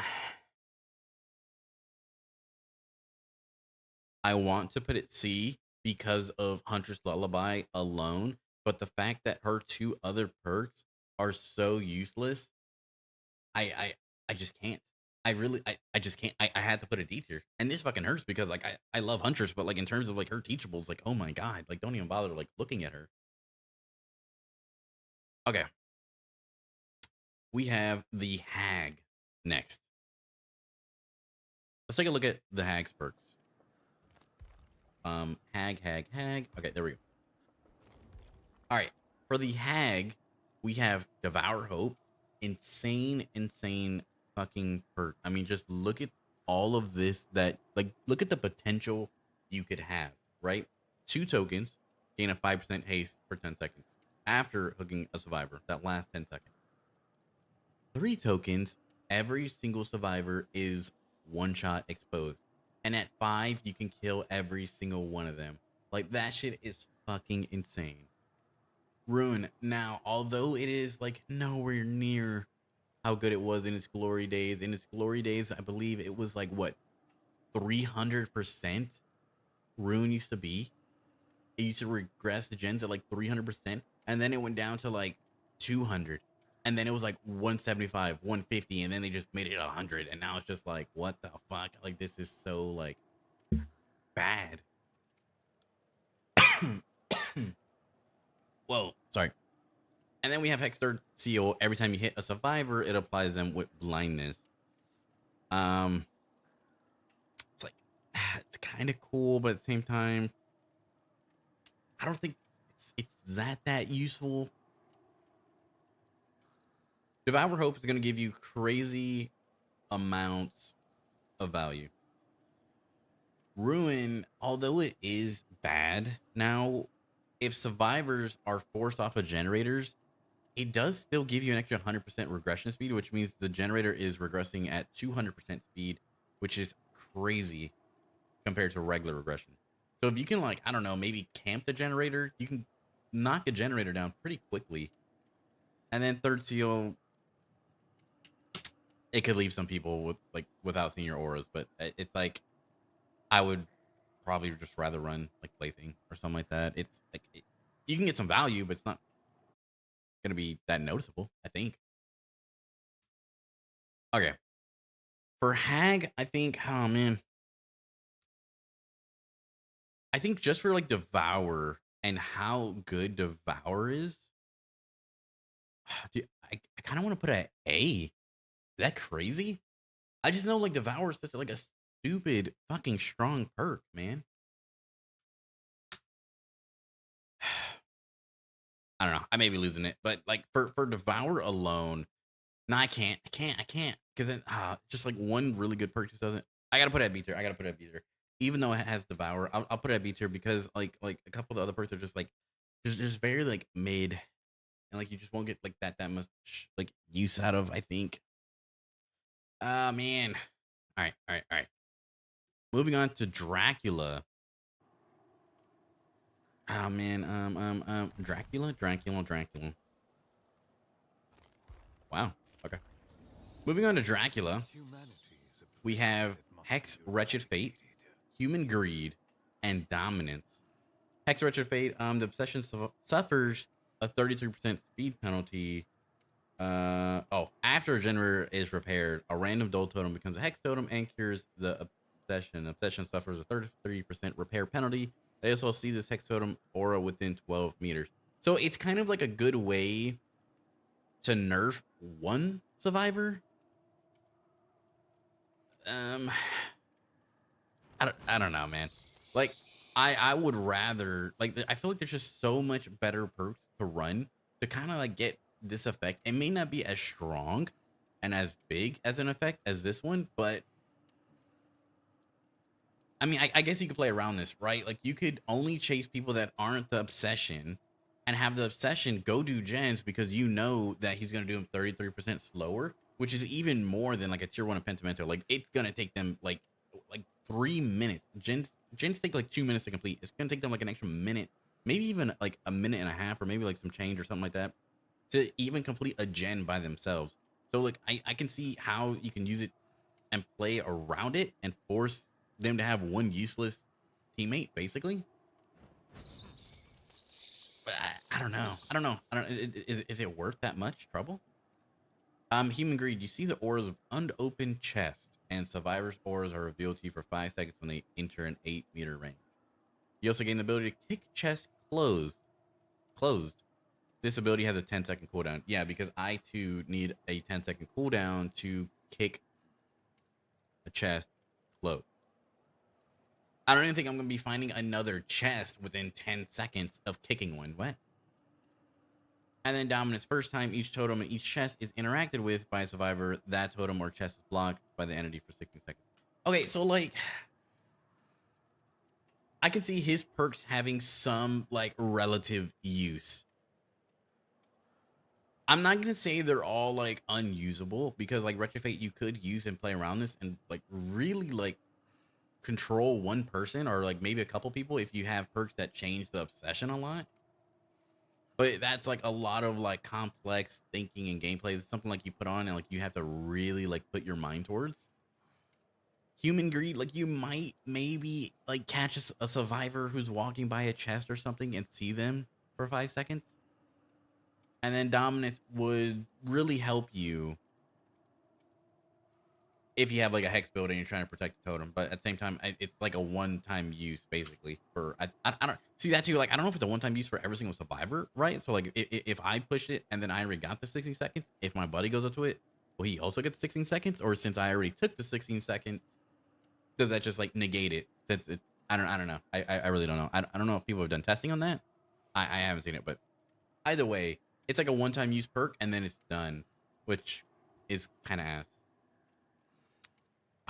Man, I think the easy decision for his perks would probably be C tier. You can get some use out of them. It's a very small and minuscule amount, but like at least it's there, right? Like you can get some value from it.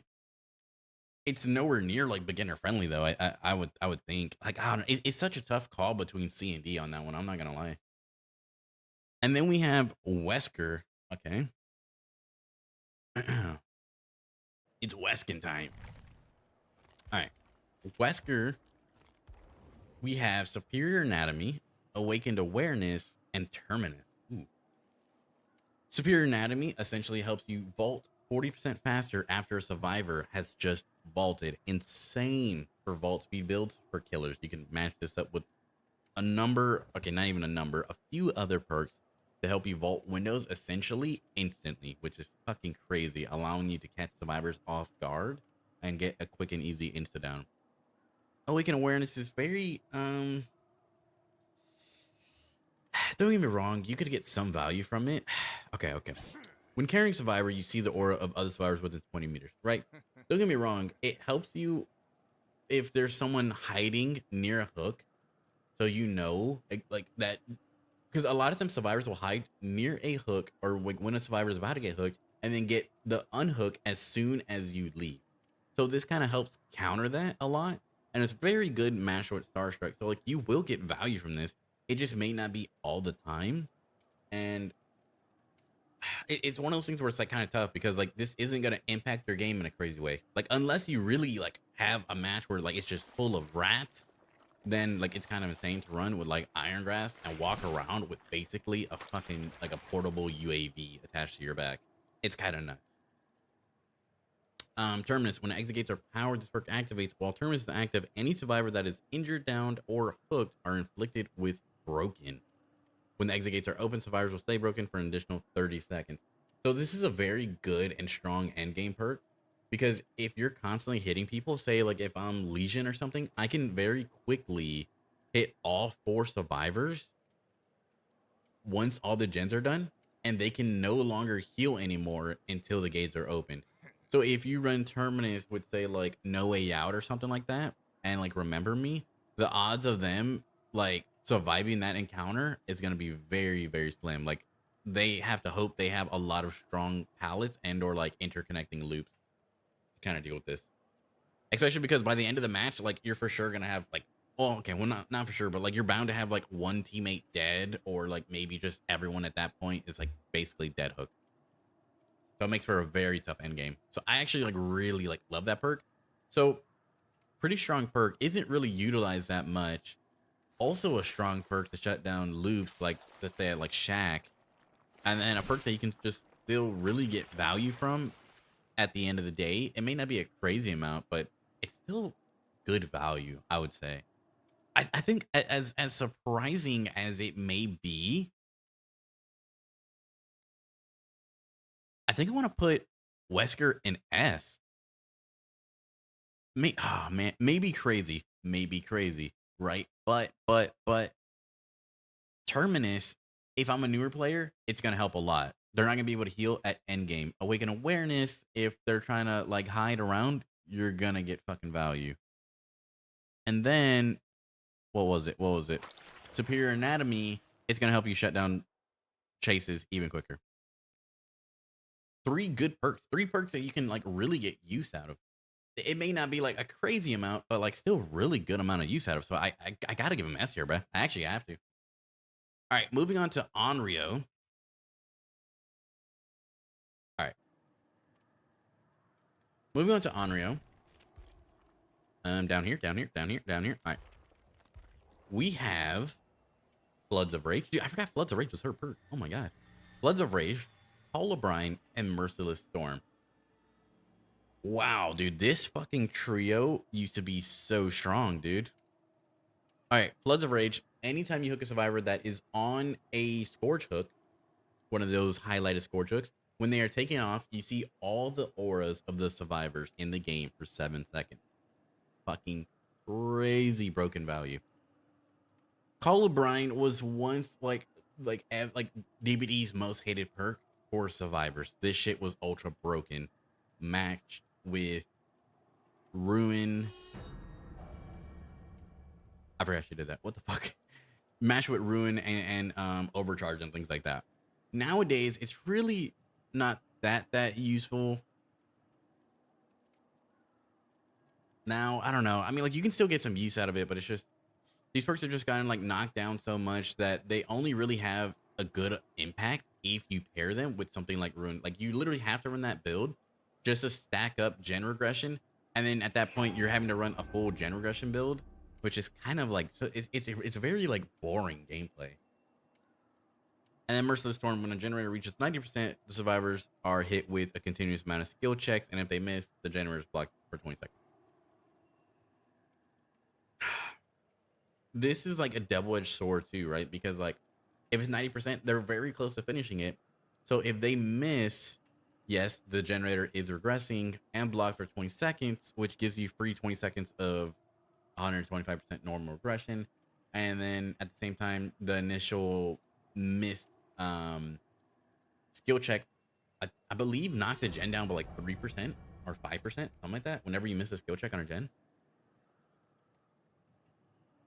At the same time, though, if they hit every single skill check, it's going to make them complete the gen even quicker by like a few seconds. So it's like kind of like a double-edged sword.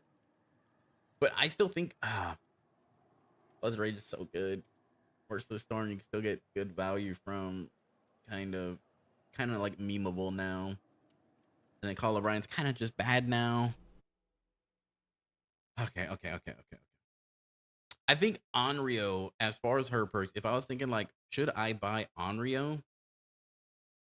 For Floods of Rage, I want to say like yes, but like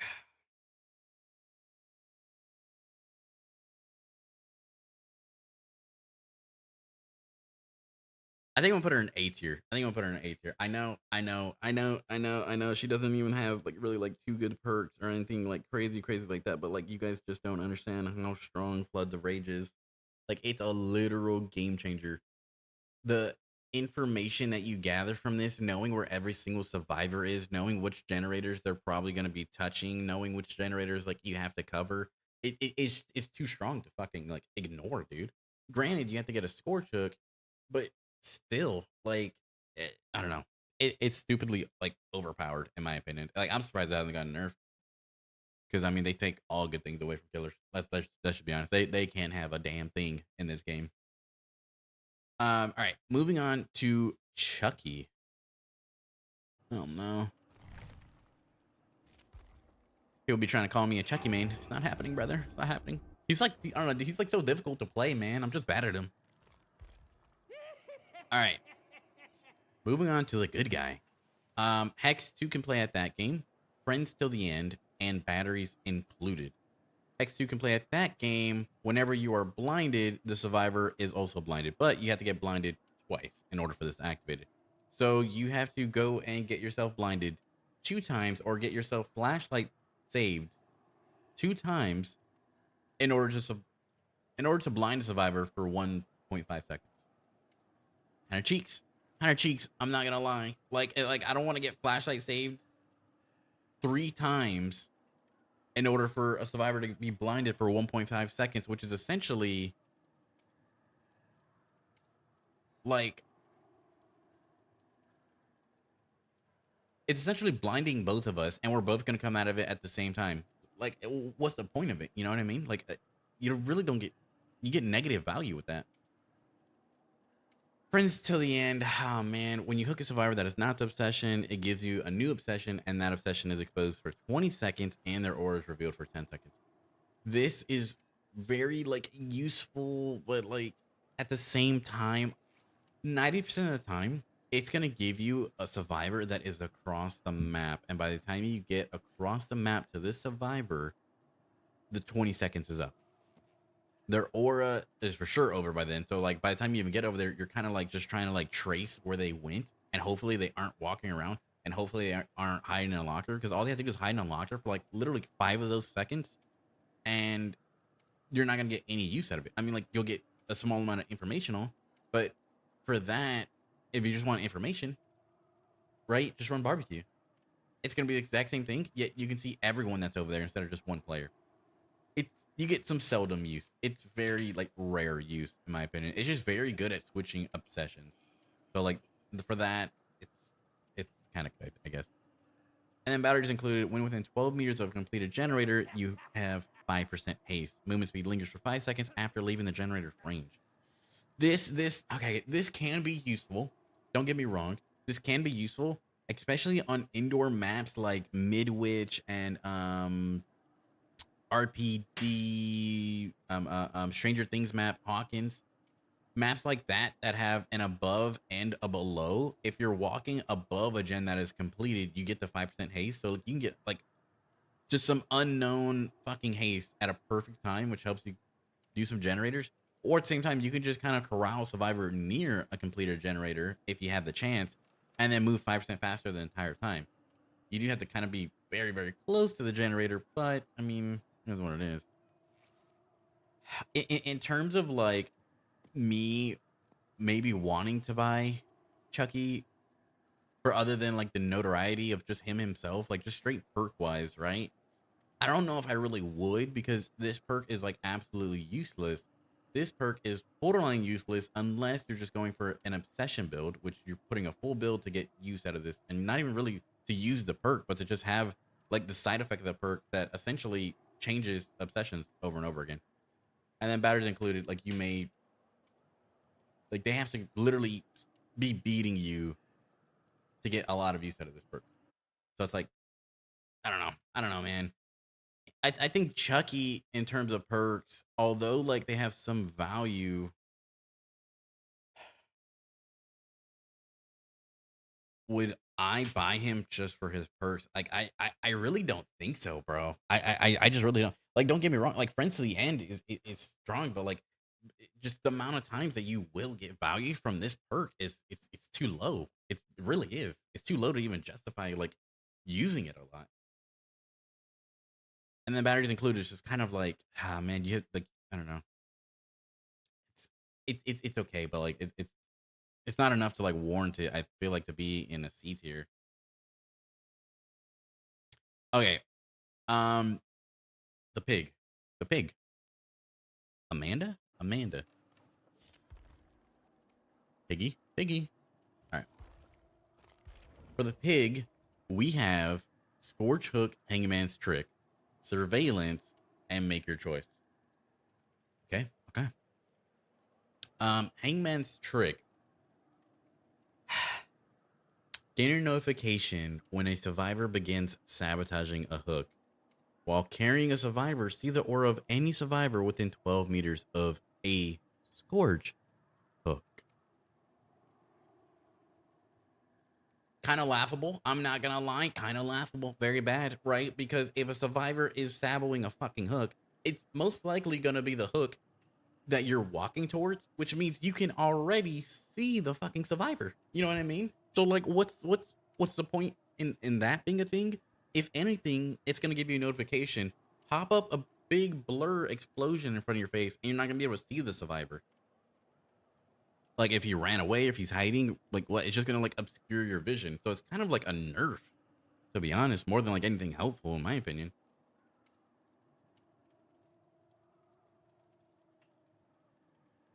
Okay. While carrying a survivor, either or the survivor within 12 meters, like how do you, like that too, and like you, a lot of times you just may not be near one, so it's very situational. The score trick, this fucking perk is so situational. Surveillance is very good. I actually like really love this perk, dude. Oh my god. Anytime you start a regression on a gen, I kick a gen, the gen will now be highlighted to me for 16 seconds. Wait, no, wait. Yeah. If the regression is interrupted, if I kick a gen and a survivor goes and gets on it, the gen will highlight yellow for me, telling me that a survivor is currently doing that generator. It's crazy amount of information on a survivor. Really good for killers that are stealthy because they don't know that you have surveillance. It's ultra hard to fucking tell, dude. Ultra fucking hard. And then on top of that, you hear the gen noises 8 meters further, which is kind of nice because I mean, I guess like if you're pulling past a generator, you can hear if it started or not. Crazy value from this one, I'm not gonna lie. And then make your choice. Whenever you hook a survivor, or when a survivor rescues another survivor, and you're 32 meters away, the survivor who rescued the person is exposed for 60 seconds. Is a crazy amount of time. Will you get use out of this consistently? I don't know. I really don't. It's almost like the Chucky perk, right? And in this case, you don't get aura on them. I would say this would be insane if paired with Floods of Rage. If you can get a survivor on a Scourge hook, get 32 meters away, so that way you get your make your choice. When the survivor's taken off, you'll be able to see exactly who saved them. it may be a little difficult because you just see fucking auras, and it's kind of hard to tell like if survivor is injured from like far away. So like you may end up choosing the wrong person. But 32 meters, you can get back to them. I feel like within like that 7 to 10 seconds. Especially if you're using Lethal Pursuer, it's like 9 seconds that you get the aura. So like if paired with like literally one other perk, you can get like insane value from. And you could probably get it consistently. So I want to say like 2 good perks, not great perks, and then 1 like laughable perk. So what do we think? What do we think? What do we think? What do we think? Dude, I think I would give it like a B. I'm not sure. Yeah, I think I would give it a B. I think I'd give it a B. They're good perks, but they're not like great and like insane perks. Maybe nothing that's gonna like be a game changer. Maybe to make your choice. Because just having that ability to have a survivor exposed, and if you capitalize on that expose, can really upset the fucking like surviving team. All right. After that, we have Michael Myers. All right. Mikey. For Michael Myers, we have Save the Best for Last. This is kind of like a complex perk to kind of like break it down, like in lamest terms. If you hitting any survivor besides the obsession will give you a 4% decrease cooldown from a basic swing. So if I hit you and I swing, the more stacks I have of this, the quicker I'm going to be able to swing again. That's essentially what it is. If you hit the obsession, you lose some of those stacks, effectively making you slower on being able to fucking recuperate after swinging, essentially. It's a very like strong fucking perk, but you have to be very mindful of who you're chasing at like all times. Dying Light, your obsession, it buffs your obsession. I never really liked this one, primarily because it buffs one person to a crazy degree. Like they're gonna be fucking like they're gonna be the medics of the team unknowingly. And then same time, if the obsession is alive, everyone else does everything 3% slower, which isn't like I feel like enough of a percentage to justify the gains that it's given a survivor. Like it's like this is almost like a fucking survivor buff, and then like I don't know, like a very very small minuscule buff for the killer. So like for me, the perk just isn't really that good. It's a very like niche kind of thing. And then Play With Your Food. This used to be very very strong. This is another like very like his perks are kind of like complex. Essentially when you're chasing your obsession, as long as you don't hit them, you can gain up to 3 tokens, in which each token gives you 5% haste. So you're able to move fucking like crazy fast. But these are all like too complex, and like honestly, like if I'm like a newer player or something like that, like this just seems like a fucking nightmare, bro. They're strong perks for experienced killers, but for like a lot of the player base, it may just seem like too much of a hassle to even like try and like deep dive and like always think about every like little person you're chasing. So oh man, I don't think I could give it like a really like high rating. I think I'm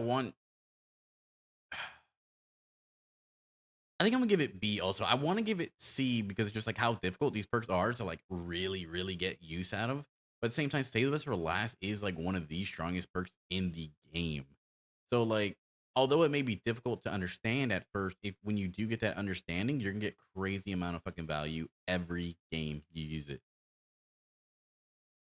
I don't know. That one may be a bad take. It's very difficult to fucking like judge that one. I'm not gonna lie, because all of those perks are like so complex.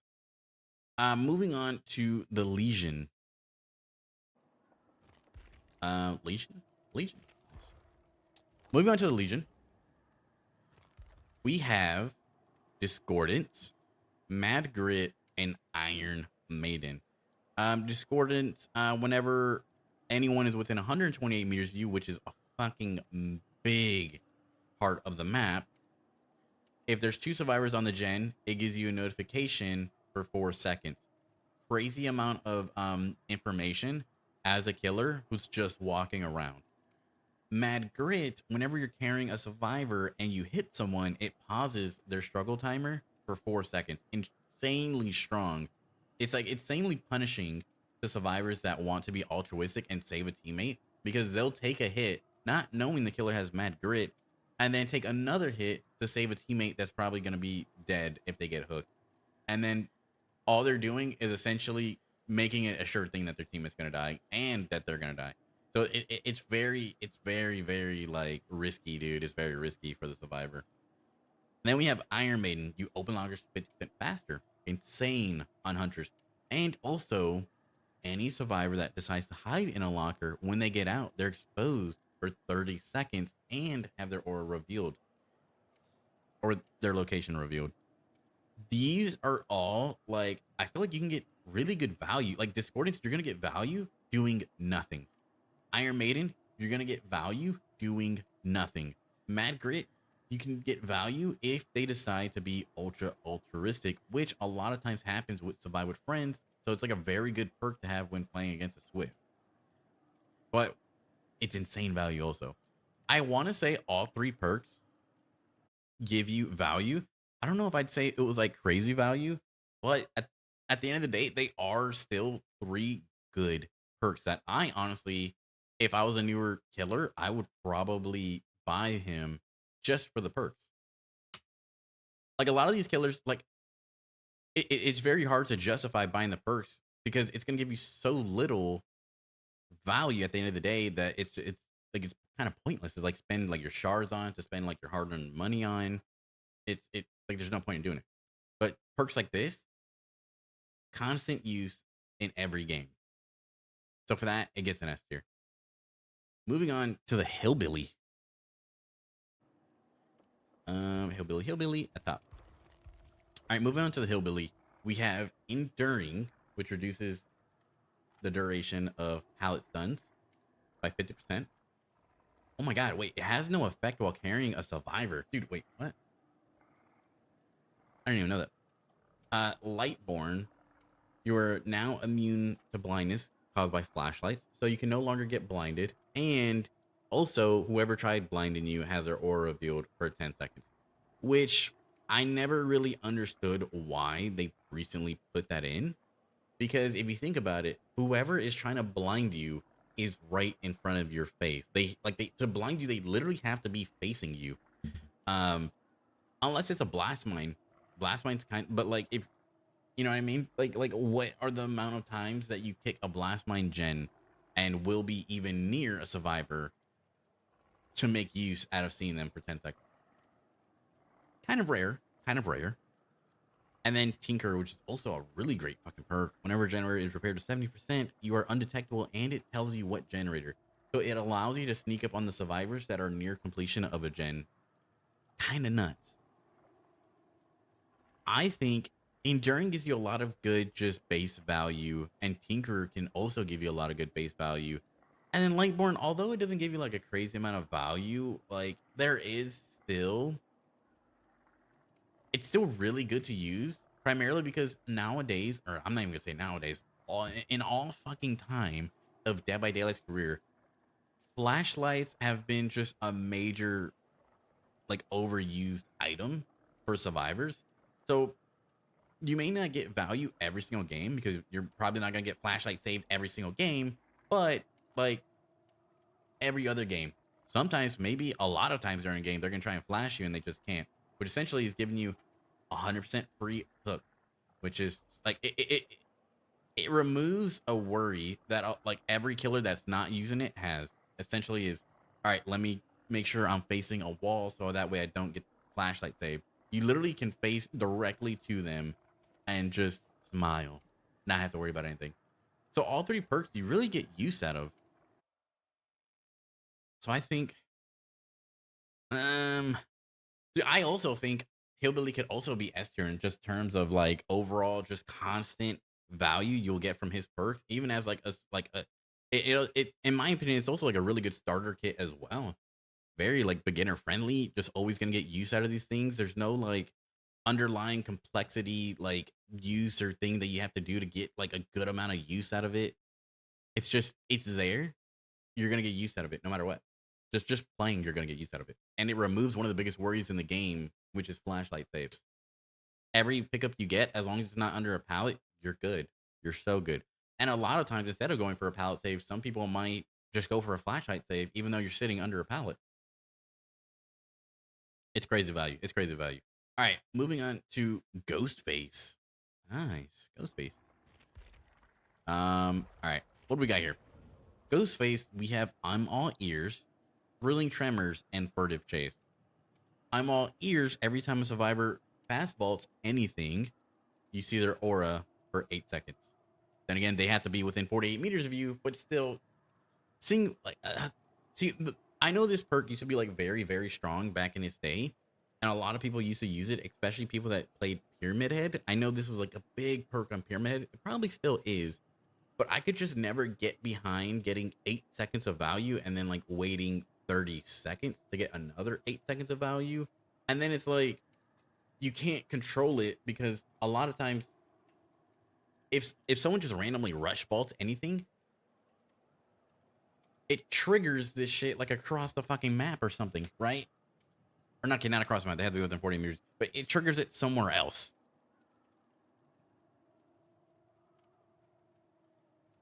And then Thrilling Tremors, every time you pick up Survivor, all gens are blocked for 60 seconds. Or all gens that are not being repaired at the moment are blocked for 60 seconds. Very, very strong. I'm not gonna lie. When I was first starting out, I was like abusing this fucking perk. Like it was so good. Because you would pick up a Survivor. Survivors, if you were near a gen that was being worked on, they would initially get off of the gen to try and take a hit or to try and flashlight save for a second. And then if you're running like Lightborn, then you don't have to worry about it, but they still got off the gen. Now the gen is blocked for 16 seconds. At the same time, it can only be triggered every minute, which is so brutal. I feel like this should be reworked and it should go down to like 30 seconds. That may be a killer take on that, but like, I just feel like a minute for 16 seconds is just kind of stupid. I'm not gonna lie.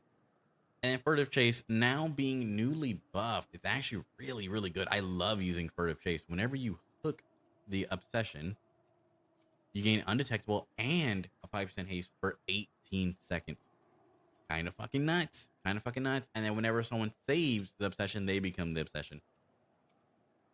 It's really fucking great. It's really great.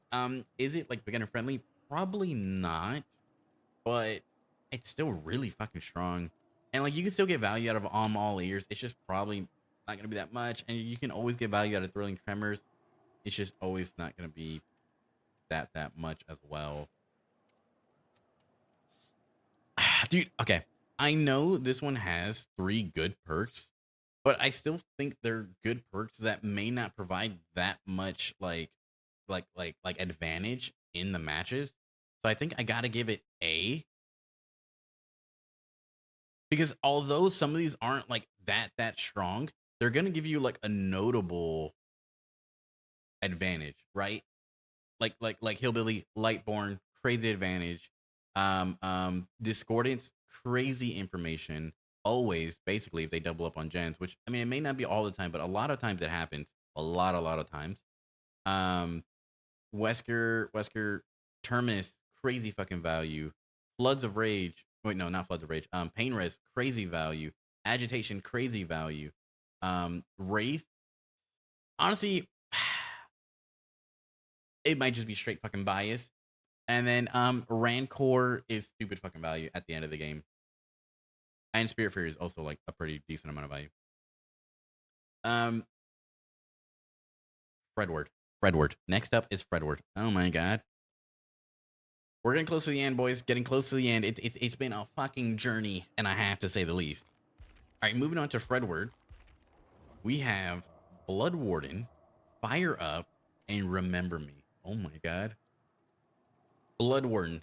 When the gates are opened and you get a hook while a gate is open, all exits are blocked for 60 seconds. It used to be fucking crazy. People used to fear this perk so much that when it came to downing the last survivor, they would just instantly leave because they didn't want to get trapped in for an extra minute. It was terrifying. Now, people don't ever really use this that much. So people tend to just come back into the trial and save that last person. So it might be good to use nowadays because people just may not expect it. But back in the day, it was kind of pointless to use because people just always expected it.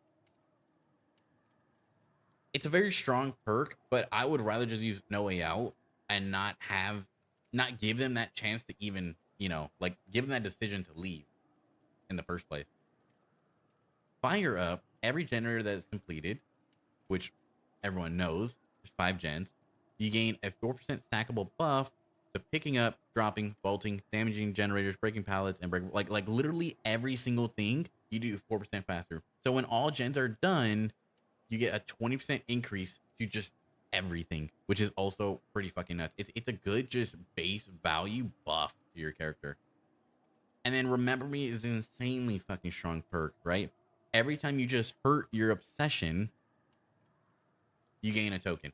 Every token makes it to where the gate takes 6 seconds longer to open, maximum of 24 seconds. So if you put that with No Way Out, No Way Out gives you up to a minute. This gives you up to 24 extra seconds. And then on base, if I remember correctly, it takes around 20 seconds to open up a gate on itself. So you almost have 2 minutes in which the survivors cannot leave. 2 extra minutes after all gens are done to try and get at least a 3K. That's crazy fucking time. And survivors have nothing else to do but like walk around and just try and survive at that point. Instead of like having to go do gens and stuff like that. I think these two perks have insane value. This one maybe not so much, but it could nowadays since people just don't expect it. And when you do get it, it's a crazy daunting feeling as a survivor because you know you're cooked. Because you can see their aura when they're in the exit gate, and a lot of times they just fucking teabag. And when they teabag and you go in there and they try and leave, they can't and they're just dead. There's nothing you can do. By the time, like even if I hit you and you try and run out of there, I'm gonna catch you so fast because you're not even gonna realize what the fuck is going on for 2 seconds that it's an instant down and you're just dead. I would say, as crazy as it may fucking seem, I would say Freddy's like an S tier when it comes to teachables. I'm not dude, like, say what you want, but Remember Me is stupid fucking strong, bro. It's stupid strong. And Fire Up, although it may not get as much love as like it once did, having your character fully buffed by 20% by the end of the game is fucking insane. And also with Blood Warden, having the ability to just lock gates for a minute, even after they're open, is also a crazy fucking perk. Is it as strong as the once was? No, but I still feel like just those two like insane perks give him this S tier. I don't know. This fucking tier list is a little bit like all over the place. I understand that. At the same time, you kind of gotta like it's very hard to rank these. You know what I mean? Because like a lot of them are just like really great perk, very bad perk, or like mediocre, like I said earlier. And it's just I'm just thinking in my mind as someone who doesn't own these characters, would I buy them for these like strong perks? So that's kind of I guess like what I'm doing a lot of this for, or I guess how I'm ranking it. That's essentially. At the end of the day, it's gonna be fucking everywhere. But I mean, it is what it is, bro. I don't know. It's a very fucking hard thing to like rank and like justify every single perk. Pyramid Head. All right, down to what? Down to our last 6 characters. Oh my god, dude. The fucking the ride, the journey, the endurance. All right, down to Pyramid Head or Executioner. My bad.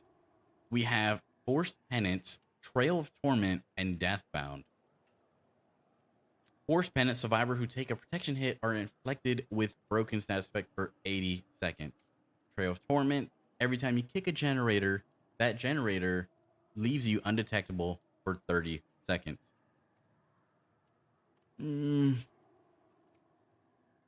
Okay, well, no, it's not 30 seconds. It's until it stops progressing. So, like, the one thing I don't like about this.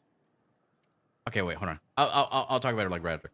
And then Deathbound, when a survivor heals another survivor, they scream and activate Deathbound. When the healer is farther than 8 meters from the survivor they healed, they suffer from the oblivious status effect. This lasts until the healer loses the health state. All right, let's start from the beginning real quick. Forced Penance It's really not that useful. It's so just like minuscule amount of like gains. It really is, dude. Because if you think about it, if someone is taking a protection hit, they're broken for 80 seconds. Yeah, cool. At the same time, you'll probably end up just chasing them because they just took a hit for someone. So like you're gonna down them within 80 seconds. Like they're not gonna go like heal somewhere. You know what I mean? So it's like kind of pointless. Trail of Torment is the only good perk here, primarily because it leaves you undetectable. But at the same time, survivors can see Trail of Torment. So if a survivor recognizes this perk, they're gonna know you have Trail of Torment, and a gen that you kick to activate it is gonna highlight to every single survivor. So they're gonna not only know that you have Trail of Torment, they're gonna know exactly where you place Trail of Torment. They're gonna know exactly where you are. Like you're essentially just giving your location away. And then like it has a 30-second cooldown. So like it's very good, but like very like easily counterable. Deathbound is like so useless, bro. Like why? Like what?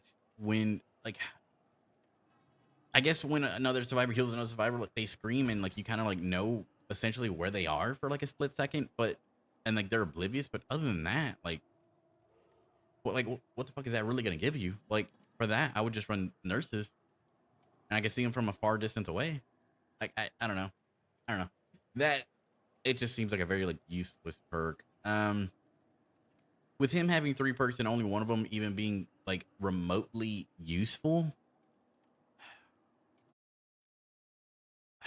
I think I would put him in D tier. Honestly, like I know a lot of the people down here, a lot of their perks are just basically useless. But it's just like even the one like useful one that he may have is so easily like counterable and noticeable that it. And then like I said, like they could easily just get back on the generator and stop it from regressing. All it does is take 3 seconds, like 3 to 5 seconds, to destroy your perk and then put you on a 30-second cooldown. So like you can or literally cannot get value from this perk. So it's like it's so iffy. It's so iffy. I wouldn't recommend it. I really wouldn't. Um, Deathslinger. Deathslinger.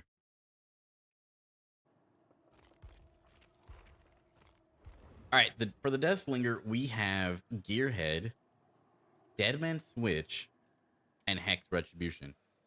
Gearhead was recently reworked, I believe, like last year. Now, every time a survivor loses a health state by any means, Gearhead activates for 30 seconds. Now, with Gearhead active, anytime a survivor hits a good skill check, no matter like what they're doing, or no, I guess it's just repairing. I thought it was healing as well. While they're repairing, you're able to see their aura for 8 seconds. This is very useful for like range killers, like people like hunters, or it could be useful for like all killers actually. Every time you hurt someone, you can see someone else doing the gen, so you essentially know what gen every single survivor is doing, which is insane fucking value. Deadman Switch, anytime you interrupt someone on a generator after you have hooked someone, that gen is blocked for 50 seconds. I believe it used to be like 60, right? I could be wrong. But either way, it's still a fairly strong perk. Wow, I didn't realize that they made it to where Deadman Switch cannot reactivate while it is blocking a generator already. That's kind of crazy. So you essentially have like a cooldown for 50 seconds as you're using it for 50 seconds. And you have to get a hook to even get value out of it. But at the same time, blocking a generator for 50 seconds is a crazy amount of time. And then Hex Retribution, if once this Hex Totem is cleansed, every survivor is oblivious for 45 seconds. And if the Hex Totem, oh no, if it's a normal totem, they're oblivious for 45 seconds. If they cleanse a Hex Totem, all survivors' auras are revealed for 15 seconds. So it kind of is like a little double use. Not only does every totem make survivors oblivious, but if they cleanse this one or like a haunted ground or something like that, then all their auras are revealed for 15 seconds. So like you kind of get use out of it. And a lot of times survivors, they may not cleanse them, but they will interact with them, right? Like blessings or like boons are some of the most used perks as a survivor, and it's very hard to play a game in which someone's not using one. So you can kind of get a lot of value by punishing these people placing the boons. They're going to be oblivious for 45 seconds.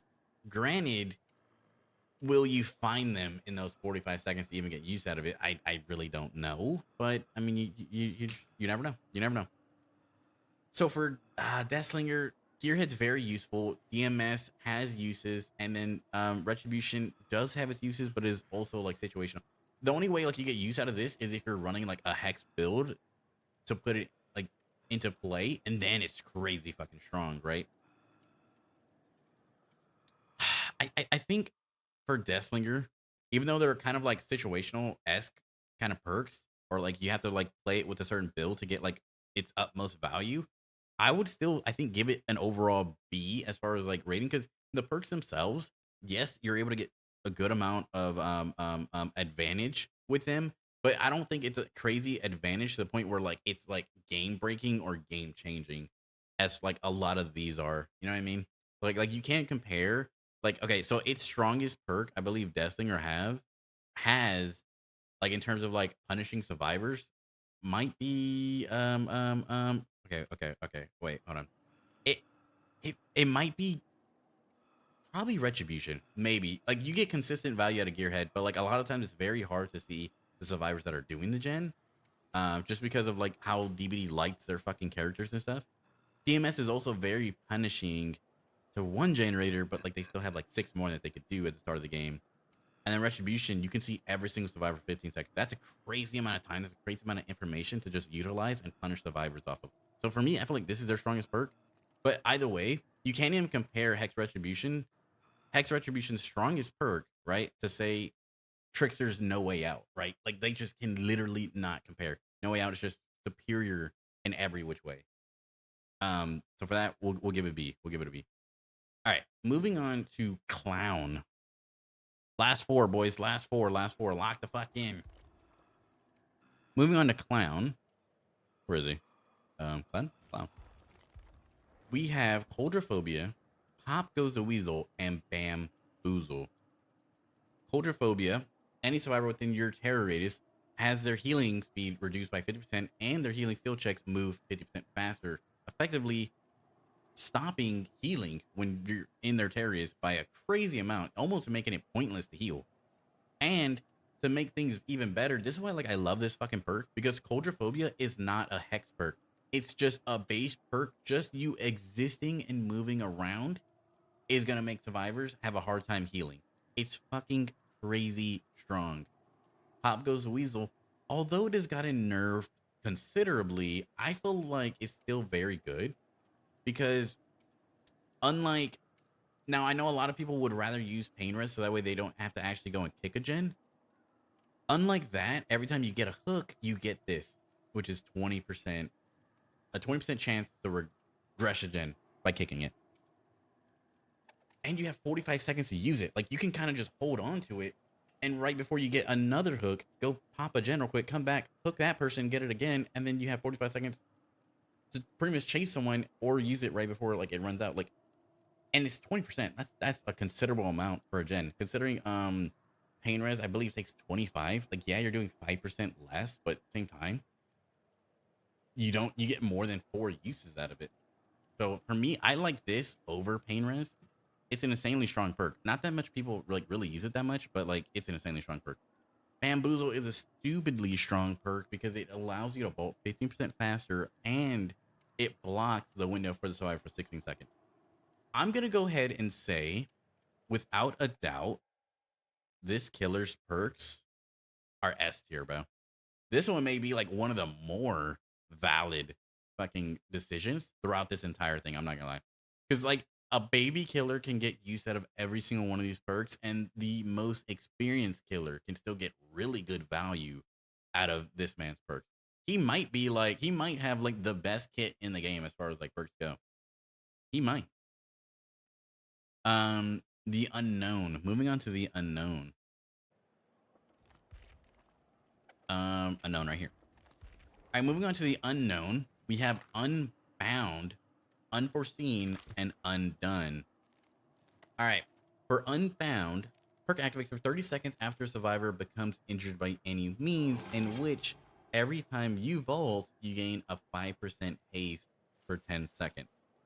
It's one of those like niche like weird perks. It's one of those like, why would you run this when you could run this? You know what I mean? Granted, every time you vault, you're not gonna get a 5% haste with all these other perks, but like, why would I want to injure a survivor and then hope that they are vault a window and then get 5% haste for 10 seconds when I could probably just injure survivor and then have bamboozle block the window and be right behind them even quicker. I think this would be really useful if it also gave you a vault speed boost on top of the haste, but that might be just too broken.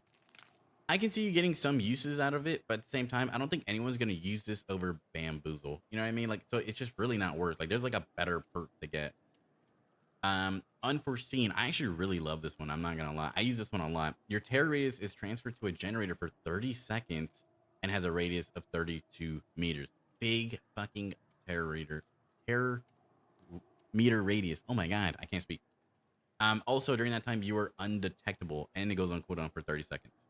It's an insane fucking build, especially it's an insane perk, especially mixed with the killer that can teleport. You can teleport to a gen. Like, this is crazy on like Freddy, right? Freddy's like a perfect example. You can kick a gen, your terror race will be then transferred to that generator, and then you can teleport across the map and then surprise all the survivors over there. Like, it's fucking nuts. Like, pair that with like nowhere to hide, and when you kick a gen, you'll see survivors' auras who are like also like near gens, or like, I guess it's like near you and your terror radius. But I think for a split second, it still like will work like that. I may be wrong. And then there's Undone. When a survivor misses a healing or repair skill check, gain 3 tokens up to 30. When you perform the damage action on a generator, if you have any tokens, consume all of them. For each token consumed, the generator loses 1% total progress and then becomes blocked for 1 second. Then once the generator is unblocked, it starts regressing. Like this, like, dude, like, what the fuck is this, dude? Like, what? Why? Right?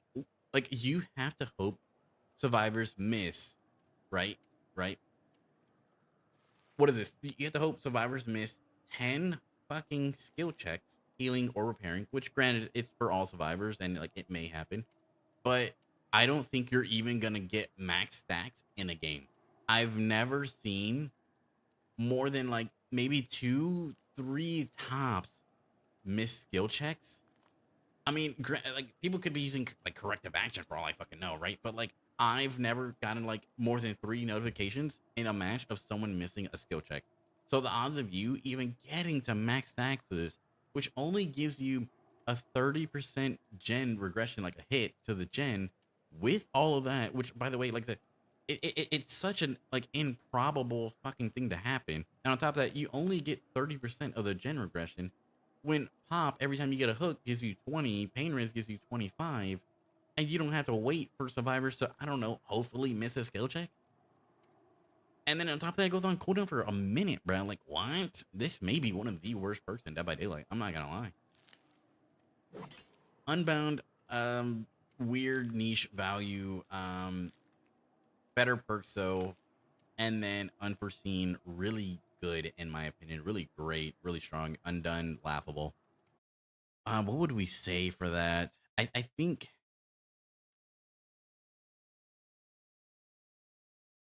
fuck, man, that one's like really fucking tough. I'm not gonna lie. Unforeseen is really strong, but at the same time, it's like I don't know if it's that much of a game changer. I think I would probably give the Unknown a C in my opinion. Perks can be useful, but at the same time, you're probably not going to get a good amount of use every game. Maybe Unforeseen, but even at that, like once they kind of like catch on to what you're doing, it's very like easily counterable by just being more aware as a survivor. Or a lot of times, survivors can just counter it with fuck brain fart. My bad. The fucking perk when you're doing a gen, you can place it and then you see the aura of killers that walk in with it. Fuck, Ada's perk, bro. I can't fucking think of it, bro. Brain's just like withering away, guys. Get like, you have to understand, we're 36 killers in. Last 2, let's finish off strong. All right, moving on to the Demogorgon. Demo dog. Demo? Wait, what? Am I blind? Oh my god, I'm blind. Oh my god, I need new glasses. Oh my, dude. On God, I scrolled like 3 times and I just could not fucking figure it out for the life of me. Okay. Moving on to Demo Dog. Final two. We have Surge. Oh my god. Mindbreaker and Cruel Limits. All right, Surge, aka Jolt. When putting a survivor in a down state, any generator within 32-meter radius explodes, starts regressing, and instantly loses 8%. Wow. One of the best fucking like perks in Dead by Daylight for a killer. Mindbreaker. While repairing generators, survivors are afflicted by blindness and exhausted status effect, and they are afflicted for 5 seconds after they get off. Not bad, especially like if you sneak up on them with an undetectable-esque kind of build. This is very strong. Cruel Limits. Every time a generator is completed, all windows and vault locations are blocked for all survivors for 30 seconds. Now, this is one of those very like situational things where if you just so happen to be close to a gen that's completed, you can punish the survivors that are within that area, but it's not something that I feel like is gonna like change your game essentially. Like I don't think it's gonna be like anything that's like too punishing for the survivors. Plus, like you only get 5 uses of the game. At the same time, it does last for 30 seconds. So it's still like base value that you can get for just doing nothing really, because like they're gonna complete gens. So at some point, this is gonna happen. This is gonna occur. This is also very good for like countering sprint bursters, and then this is just good in general. Honestly, like two good perks, one really great perk, one good perk, and one decent perk. Okay, that's where we're at right now with Demo. For Demogorgon, I think I would probably give him an A. Jolt is ultra fucking strong. But like Cruel Limits is for the most part weak. So it's like very like I can't give it an S because like it just doesn't have 3 really great perks. You know, like some like Freddy that has like strong perks, or like Hillbilly that has some really good perks that can like really alter your game, or Clown that can really alter your game. It's good, but it's not game altering, right? It's just not. Um, finally, ladies and gentlemen, like for those of you that have actually made it this far, I don't even know what the fuck to say. I truly don't understand what to say. Like I don't know. You're crazy, bro. You're just crazy. Absolutely crazy. For our final killer, we have the Blight. Blight. Right here. Nice. For our final killer, we have Blight. We have Dragon's Grip, Undying, and Hex Blood Favor. Dragon's Grip, every time we kick a generator, if a survivor goes and touches that generator within the 30 seconds, sorry, they are exposed and they scream. And they're exposed for 60 fucking seconds, which is insane. Hex Undying is one of the most used perks in every Hex. It's almost like you need this for a Hex build. It makes it to where it almost gives you 2 hexes for one of your totems. If it gets cleansed, it'll just transfer to another fucking Dole totem, which is insane. Also, second use, survivors within 4 meters of a Dole totem have their aura revealed. So if a survivor goes up and just, I don't know, goes and tries to bless a totem, you're going to know that they're blessing a totem, which is crazy value in itself just for doing nothing. This perk you put on, it's just going to give you value just for being there. Hex Blood Favor, one of the strongest fucking hexes in the game, in my opinion. It's so broken.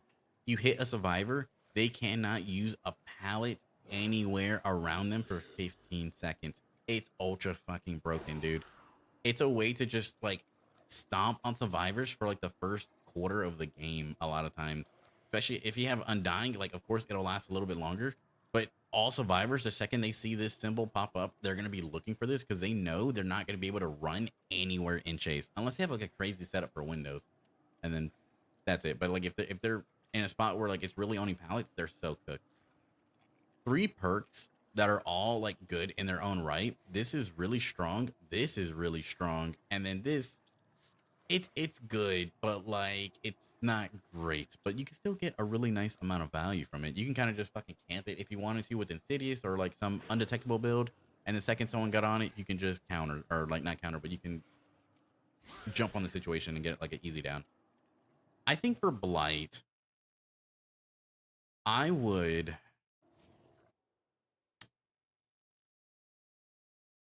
to finish things off. I think I would put Blight in. Oh man,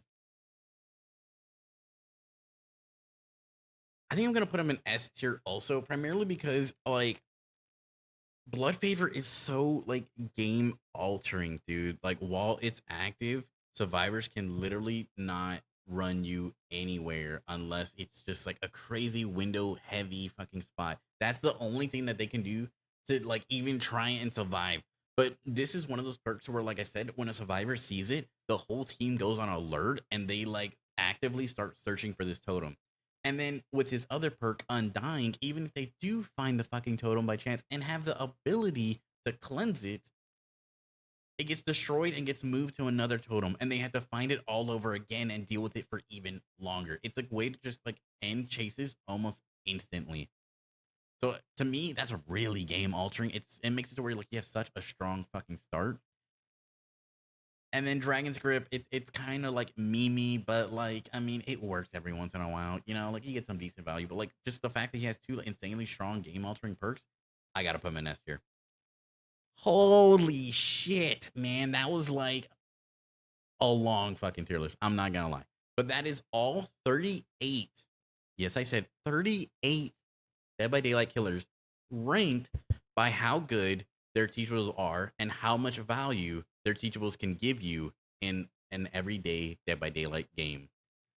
Now, would I change any of this? I'm really not sure. To be honest, everyone's gonna have their own opinions, right? At the end of the day, everyone's gonna have their own opinions on whether or not a perk is a lot more useful than what I'm actually saying, and that's fine. That's cool. Everyone's entitled to their own opinions. This is just mine as a player with 3,000 hours and that has been playing the game for like 7 years. This is my thoughts. And I'm like, granted, a lot of these perks have just changed, some for the better, some for the worse. But as it stands in today's Dead by Daylight, from like what I've seen and what I think you can really get value from, especially like as a new player, and thinking about what killers you would like to buy, I think this is like a good guide to kind of like help you make those decisions of like maybe, oh, I want to buy this killer. Like I want to buy like a killer just for like their insanely strong perks. All the killers in S and A would be fucking perfect buys. And then everything below might just be like, okay, I have enough shards. Let me just buy one of these guys or something like that. But yeah, that is all 38 killers tier listed by their teachables. Holy shit, this was a journey. Oh my god, dude.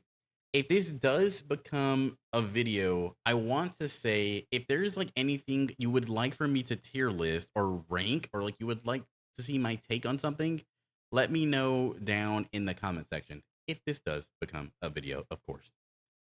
Holy shit, dude. That was crazy.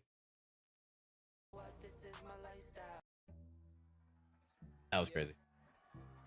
I'm not gonna lie. Like my throat's been a little worked this morning. I'm not gonna lie. Don't ask me why again. We tried again and didn't feel the same. The plans was fucking up the diagram. When I overseas, I got some bad. Oh man. All right. We used to get cash, the checks bigger, so dude, my fucking like legs are still sore.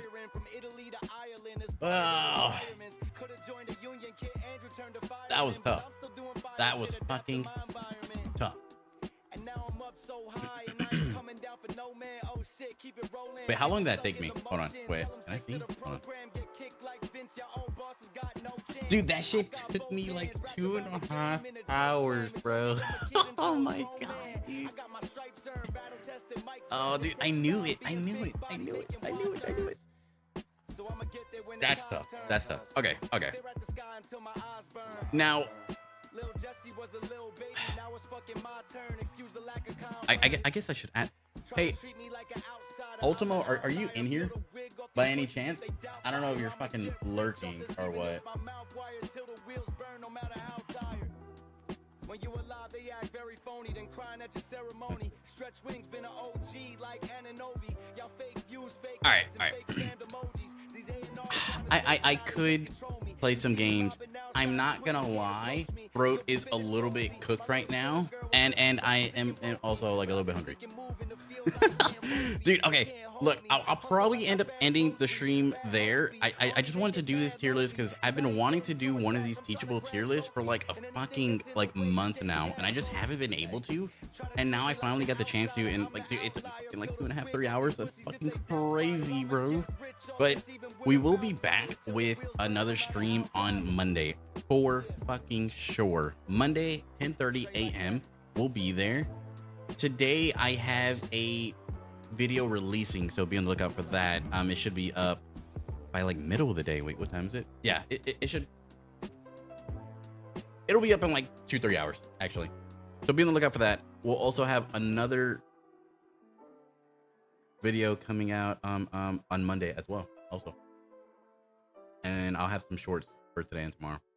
All right, guys, that's gonna do it for my stream. I really just wanted to do this tier list. It's been just fucking bugging me, dude. It's been something I just wanted to like get out, and now I was finally able to. So thank you guys for watching and tuning in to the fucking long tier list. I really do appreciate it. If you didn't make it this far, like that, like dude, that's just fucking crazy, bro. Fucking crazy. You're insane. All right, guys, that's gonna do it for me. I love you guys. I see you guys on Monday. Monday. I see you guys on Monday. Have a good weekend. Love you guys. left my old ways for my future acquisitions. I know no such thing as playing both sides. I know life is better in the dope ride. I know the water better in the low tide. Music better in